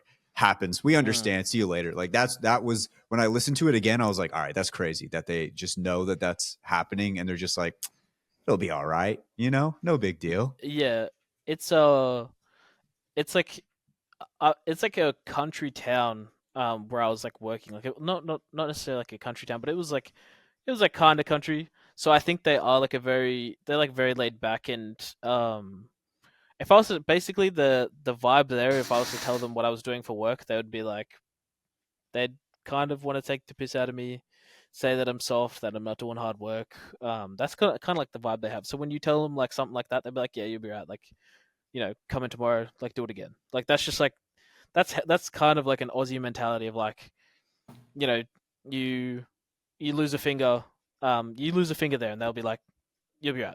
Like you'll be fine. They You just bounce simply back. don't. Yeah, they just don't care. Like it's just like, you know, are you dead? No. Okay, keep working, kind of thing. So kind of just not a great work environment, but it's just like it was what it was. No, but I think it was perfect because it really encapsulated like how hard you have to work sometimes, and sometimes watching the privilege around you not really be taken full advantage of.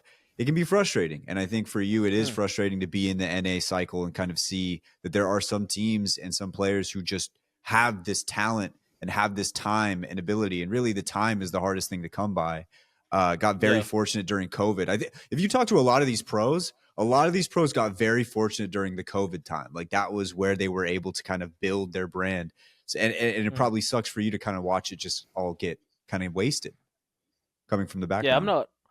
I'm not trying to like to tear him down, but there was one that happened like very recently. It was madness, and he's I don't know why, but his team didn't want to scrim, and they pulled out, and then we had 18 teams. It was like him and Native, and when I messaged Native, they were like, I've got work in the morning, because scrims got delayed. They were like, I've got work in the morning, so like I can't. I was like, all right, fair enough, makes sense. Then I messaged, uh, like Furia, because I was like, what's going on? And then I found out, because someone posted a screenshot of it. Madness was playing like a farming simulator on stream, and I was like, brother, like you're telling me you've got time to like play a farming simulator on stream, but you don't have time for one more scrim game, like just one more scrim game. It's 20 minutes. You know what I mean? Got to get That's to his wild. crops, bro. He had to tend. Damn, Yeah, that's it's crazy.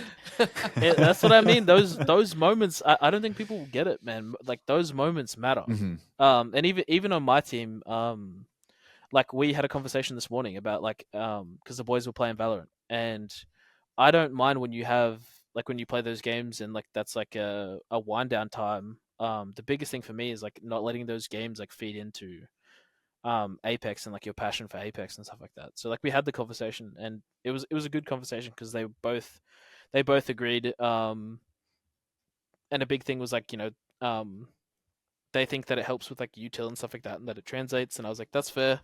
Um, just as long as it's not feeding into like the Apex side of it, because they're having a Valorant conversation that like sort of led into scrims, and we were like, okay, stop talking about Valorant, like let's lock it in.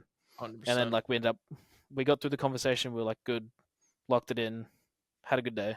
But it's just like accountability is big, and I think that's why my team has always been sort of thriving and had like a very high floor, because we hold each other like to a high standard, and I think that matters a lot. So Well, yeah, man. You ever ask anyone about why Zero and Hal have been so successful? It's because they will tell you it's because they live, breathe, eat, sleep, and even shed Apex. Like it's like it gets Yep. that deep, man. Yeah, no, 100%. They are a team that I try and mimic for sure. I mean, Zero obviously being close to him, knowing how he works, knowing how he functions. Like he's someone that I study, try and like figure out what he's doing. Especially now that I'm IGLing, you know, you want to look at other IGLs. I'm gonna look at the best and figure out like what I can do to sort of copy how he's doing it and like what he's doing. Um, and then he's also got Hal, one of the hardest working people. Like on my second monitor, it's Hal playing ranked right now. So it's like, you know what I mean? Like those people, whenever they win, I'm never upset about it because it's like at the end of the day, they've worked hard for it. You know what I mean? And when that happens, it's like all you can do is like pretty much applaud them. You know what I mean? Mm-hmm. It's like it's good sportsmanship at the end of the day. It's like they've worked hard to be where they are, and the fact that like they're doing what they're doing right now is just no surprise to anyone. I don't think because they're still doing it 4 years in. On the inverse of all the players that you think could be missing out on an opportunity, is there a player who hasn't hit that next level yet? Maybe they just haven't gotten on the right roster, struggling in certain other aspects, but you see how hard they're working, and you can see in maybe the next few years really making a name for themselves. Luxford. Lux. Luxford. It's a good pick. He, I mean, I played console with him. So it went from, console. He was insane. He was very good back then. We would like go for number one every split. We'd farm. He'd work hard. He works hard now. He's got growth to do for sure when it comes to like counter coming. Sometimes coming unnecessary stuff, making mistakes, stuff like that. But in terms of work ethic, he's got it like 100%. I had a couple moments pre Pro League where I think I was in the call with him for like 10 hours, 12 hours, and we'd go from like ranking to R5 and like just R5ing each other. You know what I mean? He's just like he just wants it. So I would definitely say Lux. And then I'm gonna give a shout out to Legacy from Apex South. Yeah, I've been hearing about him Um, on the come up. yeah, so he works. He's actually like doing like an accounting job. Very smart guy. Like has his life like pretty much planned out. He's doing like very well for himself. And then whenever he's not doing that, he's scrimming, watching VODs, putting in the time, putting in the effort. And as you saw last land where he came like I think like 11th or something like that. Mm-hmm. It shows, and I think he's only gotten better. Like he's pro league right now, he's playing out of his mind. So he's definitely like another player that I give the credit to. Think he's on the come up. I think he'll be top 10, top 5 at lands in future. Shout out Lux and Legacy. Yeah, Legacy. Can't remember who it was I was talking to, but they're like, if you're not paying attention to Legacy in Apex South right now, they're literally missing out on the next player. Yeah, 100%. So most people, when they're playing, they're either in like their bedroom or a different room. But this does not look like the case for you unless you just absolutely just love your org crazy. Nah, yeah, we're at the Moist facility. Yeah, Nice. so definitely, like I love Moist, but I don't know if I'm doing all that. Like, I I might. I'll steal the sign. Maybe I'll steal the Yeah, sign. the drop. Gotcha. Yeah, the little drop. Yeah. And so can Yeah. you give us a little bit of like insight on like how it's been like since joining Moist, like the whole like whatever was going on with the passport deal and like where you guys are at now? Okay. We have like work visas basically, so that allows us to be here for like 2 to 3 months. Still working, still like a process of like getting like the long term visas, but we're allowed to be here for like a couple months, and then we have to like leave, and then we're allowed to come back. Just can't be here for like 6 months, 12 months sort of thing. As for being with Moist, there's not really an org in the game that I would rather sign to. And we have had offers recently for EWC, especially because obviously EWC equals money. We had an insane offer. But it's just like they're the most home, like family friend org that like you're ever gonna see. Like I see them every day, come in, we're talking. Like we film content with them. We go out, video that you guys will never see, where we went to like a club. It's like a goth club. Me and Charlie might have got spanked, but we don't talk about it. Allegedly, it's all alleged. Yeah, allegedly. Yeah, allegedly. just stuff you're not seeing from other orgs. You know what I mean? Like the owner's not doing that. We're not going out and drinking together. You know what I mean? It's just Don't like, tell Watson. Yeah, don't tell okay. Watson about that. It Bro, was that signed man's had immediately. his stream title has been something along the lines of streaming until I get choked out By- by a goth by a kitty goth. No, vigor. he would love that club. Let me tell you, he would love that club. But yes, it's just like they take care of us. That visa process, they were pretty much doing whatever it took to get us to NA. And there was a point where I was like, I'm not going to land. Like, there's just no way we're going to make this happen. Then like a couple miracles happened. Somehow me and Kyle ended up there. I don't want to know how much they spent to get the visas, to get the interviews, to fly us to Portugal. Like, you know what I mean? We're talking thousands upon thousands of dollars, and there's just no org that's going to do that. You know what I mean? They would have chalked it up at like the first time we got denied and be like, yeah, sorry boys, we can't do anything. And it's just like, I will pretty much never leave this org until they kick me. So That's cool. that's where I'm at. It's awesome. Nah, you too. love to see it. That's Yeah. awesome to see. It's just like in the org space, it's so hard to find orgs like what you just mentioned. And it was also funny because I didn't even know he had an org for a long time. And then I just remember like finding out about you guys going there. And it was also funny because, I mean, Charlie runs a pretty big YouTube channel and he's posting videos screaming at the top of his lungs, being like, I can't get my fucking Apex team to land. Like that had to be crazy. That had to be a nuts situation just all the way around. Like just seeing the outpouring and also the fact that he's live streaming and watching you guys every single time you guys are playing. Like it's got to feel like one of the best situations to be in. No, it's like pretty much you couldn't ask for more support. There's like nothing we could ask for that they're not doing. They give us the utmost. So when it comes to like that feeling of like support and that we have like the right team behind us, man, we have that. It literally just comes down to when it's LAN time, when it's Pro League time. It's like as much as I want to win a trophy for me and I want to win a Pro League for me, I want to win it for them because it's like they've done nothing but right by me, and you know what I mean. Like when you have that team that it is like a friendly family like type vibe. It's like you want to win for them because like they've only done right by you, they've only supported you. So it's like that's definitely the vibe we're on right now. Yeah, and I think these creator run orgs like Moist and Disguise, like the best thing about them is like they're also building, like you said, like or Wyatt said, like he's watching every single Pro League day and building a fan base around you guys. I've talked about this before. I mean, I won't call it any orgs like specifically because like, you know, maybe one day they hook me up, but just I have some gripes with the fact that in Apex, there are a lot of orgs out here that are just missing huge opportunities by not investing in content in their team. And it's fucking brutal because like there's some good teams, good storylines, and no one's doing anything for it. So I love seeing like Disguised and then Moist, especially like, you know, they put on a whole, I don't know if you guys are aware, like Enoch, Wyatt, but they, for, I think it was Champs, had a whole, like rented a whole like movie theater, like, and everything like that with their theater with a stage. And they did a watch party for the entire Champs weekend where people could buy tickets and come out to the event. And Charlie and the team just interacted with everyone. No one out here is doing that stuff. And this team is, and even the way that they picked you guys up because of like the team burger story, like just like the hilarity of it is just so good. From top to bottom, it's been one of my favorite stories to watch, and I agree with Jumba. It feels like the content isn't out there, which is why I think that this video might have to come out at some point. Maybe if you guys win a LAN, I think we might have to release the goth spanking video. I think we might. I think if we win a LAN, we might have to release it.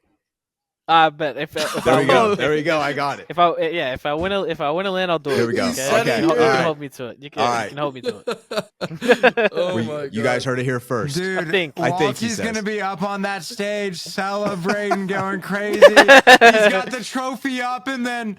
He has the realization. Like, oh no! Oh no! I said that on the podcast. Yeah. Wyatt will be in the stands with a sign that just says "Now release." I'll this just be banking I'll just be video. like, Now Release the vid.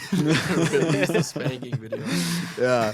Speaking of, because when we first had you on, the Team Burger story was relatively new. You guys had just been signed, and on the pod last time, you brought up a fan that you called Eric, the leader of the Burger Brigade. It was a random fan that just decided he wanted to support you guys because your name was Team Yep. Burger. Have you seen Eric at any other lands? I just had to get an update for the pod, the longtime listeners. Definitely not LA, and not any of the other lands. But I do see him on Twitter. He's still around, still interacting, still will comment anytime like a change is made or we're doing well. You know what I mean? He's still around, so I definitely see him on Twitter because Okay. I followed him after that. Okay, sweet. Just wanted to check in on Eric. What a guy. No, yeah. I mean, like I've said before, he's pretty much the reason that we are even signed to Moist, to be honest. So definitely will like always love that guy. There we go. Fire. All right, you guys got any others? Yeah. Or should I round it out? Well, I wanted to give Wxltzy the award that we gave him on the pod a while back. We did an award show after champs, and I made a specific award just for you. It was the award of I think he could lift a redwood tree straight out of the ground.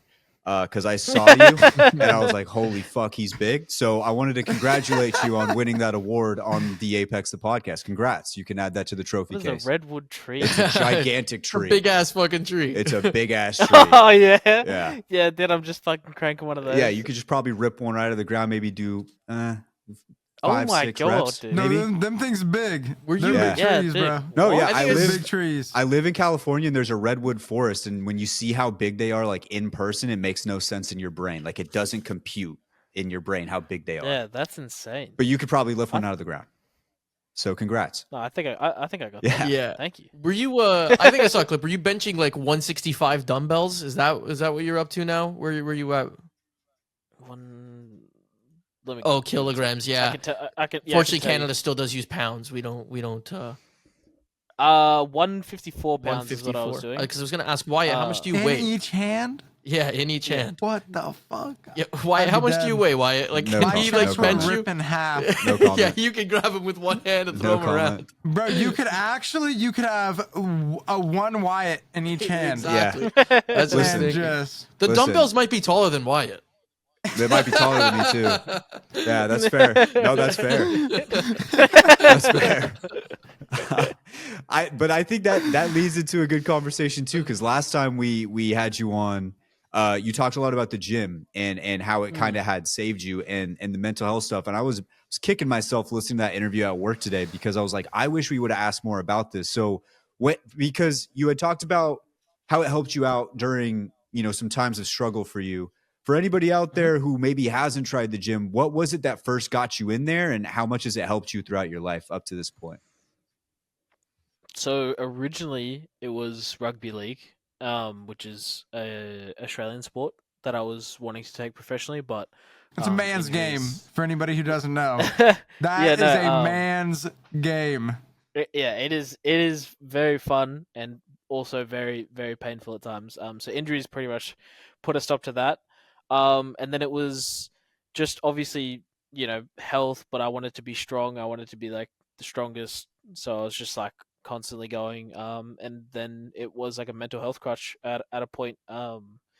And the biggest reason I can give to people, who are going through depression, whatever it is, and having those mental health struggles is the reason you go to gym isn't because you want to be like, you don't want to look like some Greek god or something like that. The biggest thing is when you can't see improvement in your life, at the bare minimum, when you go to gym and you go consistently, you can see improvement in yourself. You can genuinely see those improvements, and those small wins, whether it's your bicep definition is like, is starting to come through, whether it's, the weight on the scale has reduced, whether it's, your waist is slightly slimmer, like those small wins matter a lot more than people I think understand as well. So that is the biggest reason I will tell anyone who's like having mental health struggles to go to gym, is because you will see improvement, whether it's big or small, and those wins matter.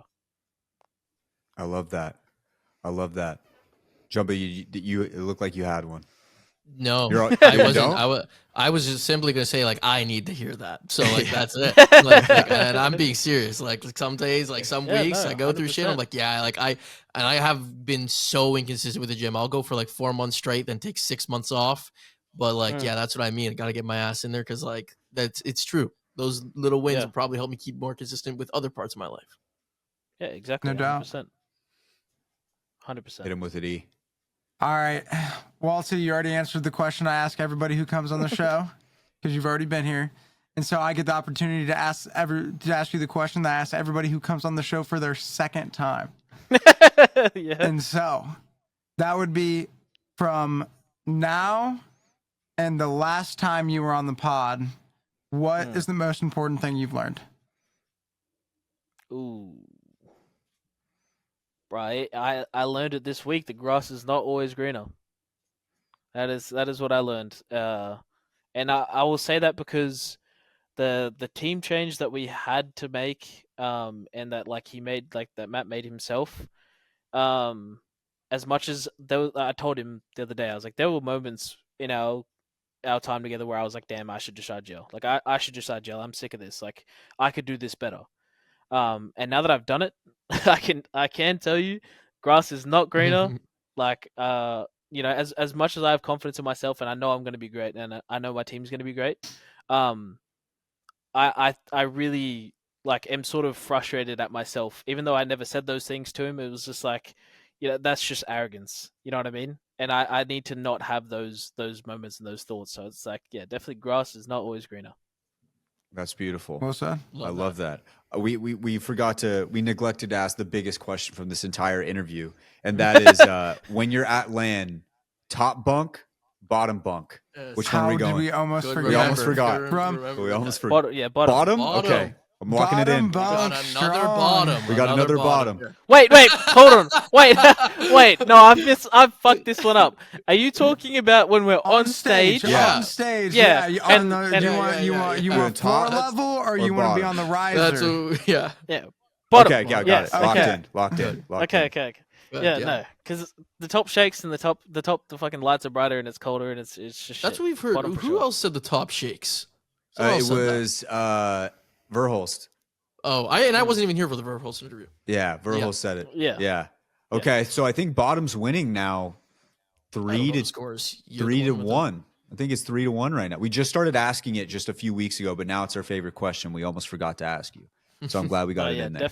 Definitely bottom. Definitely. Okay, there we go. Well, ladies and gents, this has been Wxltzy. Walt, thanks for hopping on. We appreciate it, man. It's a pleasure having you back on, and we can't wait to see how you guys succeed moving forward. You guys got the most exciting team, in my opinion, moving forward throughout the rest of Pro League. It's going to be super fun to watch. So thank you for your time, and thanks for hopping on, man.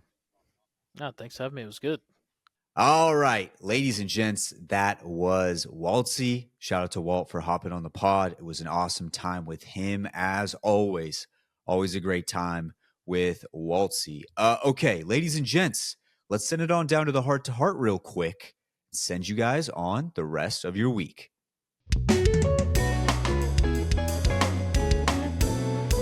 All right, heart-to-heart time. Heart-to-heart time. Boys, I will go first this week. My heart-to-heart has really just turned into a Call of Duty Zombies update on our Easter egg run with good old Jayhawk. And, we had a good weekend this week. He still gave me no credit for the throw. He listened to what Enoch had to say, and then all he did was, just explain more why he thinks the throw wasn't great. I did see a commenter that definitely wasn't me, comment on his recent video that he just posted. Go check out his brand new video on Reject. Go check it out. Brand new video from Jayhawk. Always good. I saw a commenter. I liked it. It was a good comment, and it said, "I wish we got a commentary as good as this and as majestic on this as on the throw." And he said that he was going to break down something else that wasn't the throw, which is what I will talk about right now. We did an Easter egg run on Buried a few nights ago. Jayhawk said it was going to take us only a couple, maybe like an hour. Jumbo was like, I can't be up till 4 a.m. We were up till 4 a.m. Well, he was up till 4 a.m. Let's we make it real clear. underestimated some things. I go, Jay, man. I'm like, guys, we gotta get this started as soon as possible. It's like 12:40 right now for me. I don't want to be here for 3 hours. And Jay goes, none of these have taken us 3 hours. It's not going to take us 3 hours. Kyle's like, the guide right now, he told he goes, the guide that I'm watching, the guy said he took him 4 hours. Jayhawk's like, it's not going to take us that long, guys. I was like, I don't know, Jay. We started. It took that long. 3 hours and 40. It took 3 hours and 47 time. Minutes. 3 hours. Yeah. But you know what? It might have gone a little bit quicker. Why don't you continue talking? Wyatt? Yeah. So So I gotta go hand up on this. So at the very end of the Easter egg, you have to do. It's a Western map. So there's a shooting gallery, and all four of us have to go to our little areas and do a shooting gallery thing. And it's kind of hard because you have to hit a certain number of targets in a certain amount of time. And if you miss one, if any of you miss one, it immediately fails. So there's like 100 targets total, or like 80 about 20 targets total. A person. About 20. Yeah. Targets a person. So it was like 80. I'm bad at math.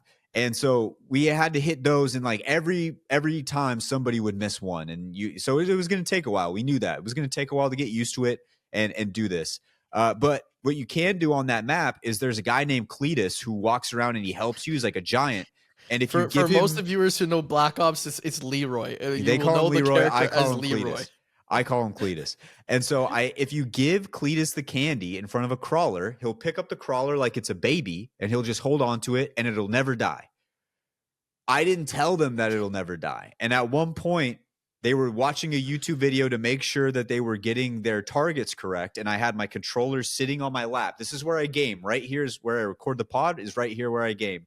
And I'm sitting here and I have my controller on my lap. And it fell off.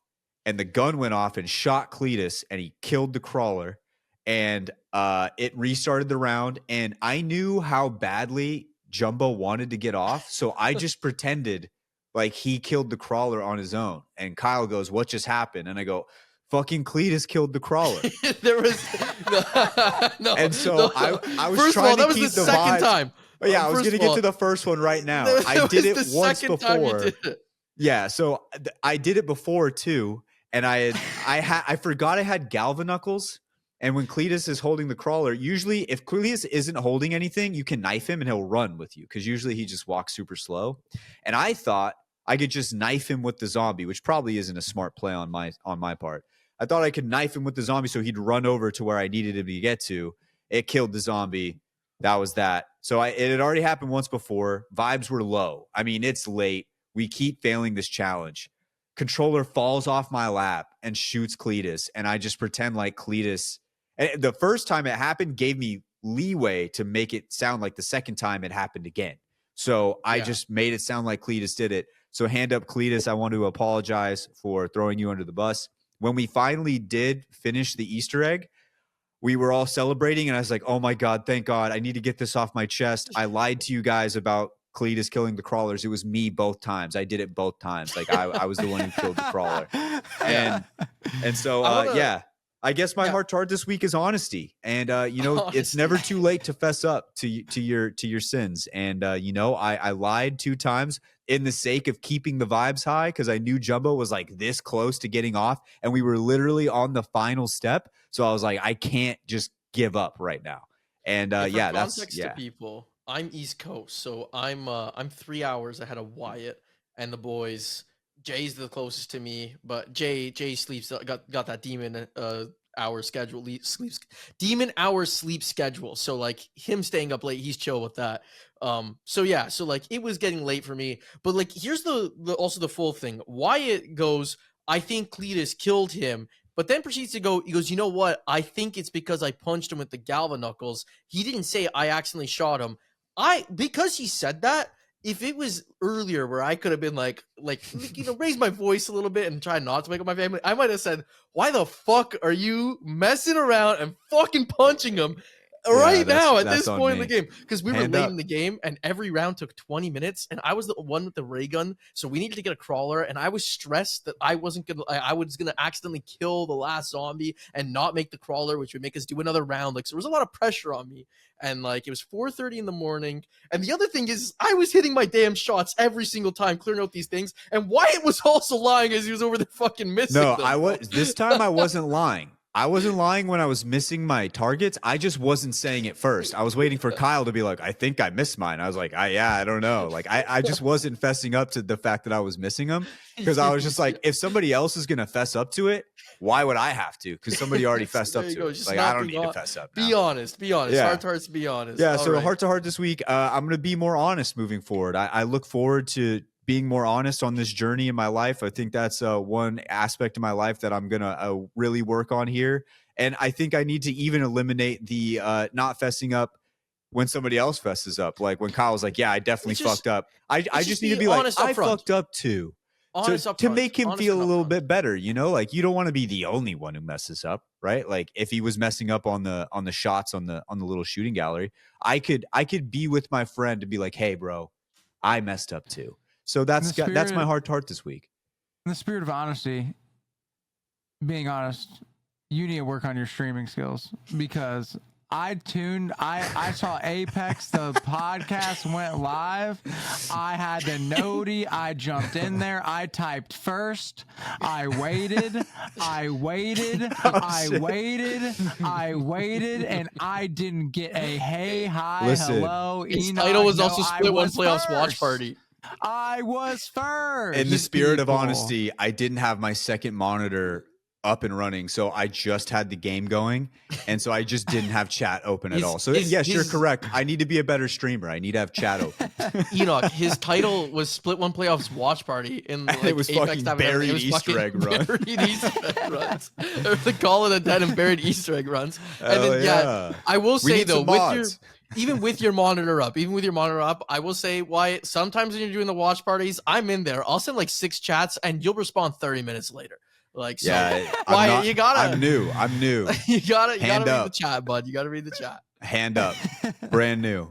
So that's my heart to heart this week. Just updating everybody. We completed 2 Easter eggs this week: Mob of the Dead and Buried. We're moving on into Origins, and that one should be a doozy. Anybody want to go next?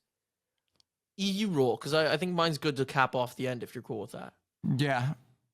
Dude, I'm just grateful, bro. I'm gonna keep it about. Back to the grateful. I'm back on the train, dude. No, it's actually just so cracked because like the more you focus on being grateful, the more things that you have to be grateful for. It's just it works. And if you don't think it works, try it out and actually genuinely try it, and then stop habitually thinking about all the shit that you don't have, and you just be grateful for a little bit. It's cracked. Actual just life cheat code. But yeah, I'm just thankful. Like I'm having fun. I'm enjoying my time. Like putting in the absolute work. I'm number 1 in the world right now for ranked, and Effect has decided to focus on Pro League. And so I currently have a 21,000 RP lead on number 2. Holy fuck, in 1 week? I have a 21,000 RP on number 2, who is Wxltzy, who is the guy that I play with every day. You're playing with, right? Yeah. And then Effect is 3K RP behind him. Effect hasn't, like, ever since the day where I went up 171 RP, and then when I came back, I was only up 141 RP. Ever since that day, he hasn't played.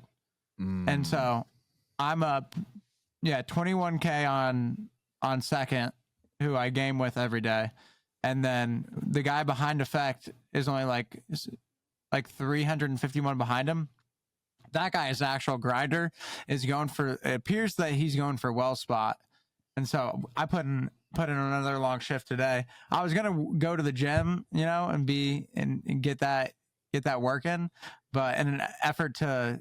Because Wxltzy is like putting all this time, work, and energy to help me get to where I'm at. I'm not about to let this man lose his number 2 spot.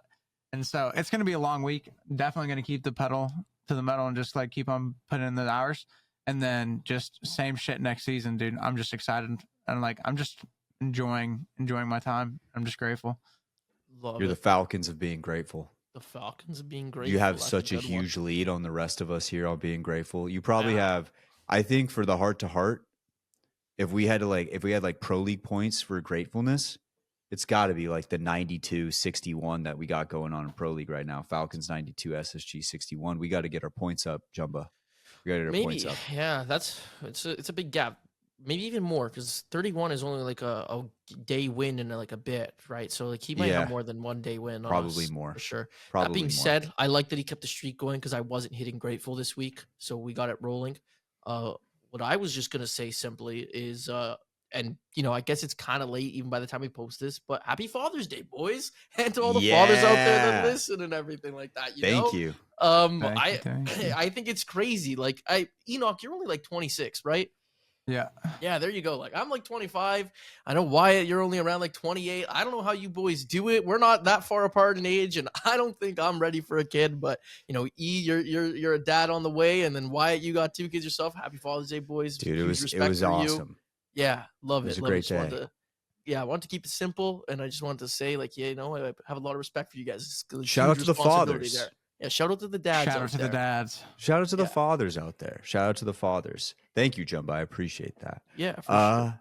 All right. Well, ladies and gents, I think that should cap off this episode of the Apex the Podcast. Thank you guys for tuning in. As always, we do have a brand new and revamped version of our Discord. So if you guys want to go in there, we've got a lot of new cool features. We've got Don in there posting some great stats for you guys. Don, Shout who helps out out with Donnie. the podcast. Donnie Shout out is the Donnie. go. I forget to He's a shout him out in legend. the first half of the podcast always, and I gotta do that. Donnie has been like, for my analysis and everything like that, has been like a godsend. The stats Bro. that this dude's pulling and putting up for me is ridiculous. The It's POI so stuff fucking is good. crazy too. He's on it on a constant. Today the POI draft was done, sent it to me immediately.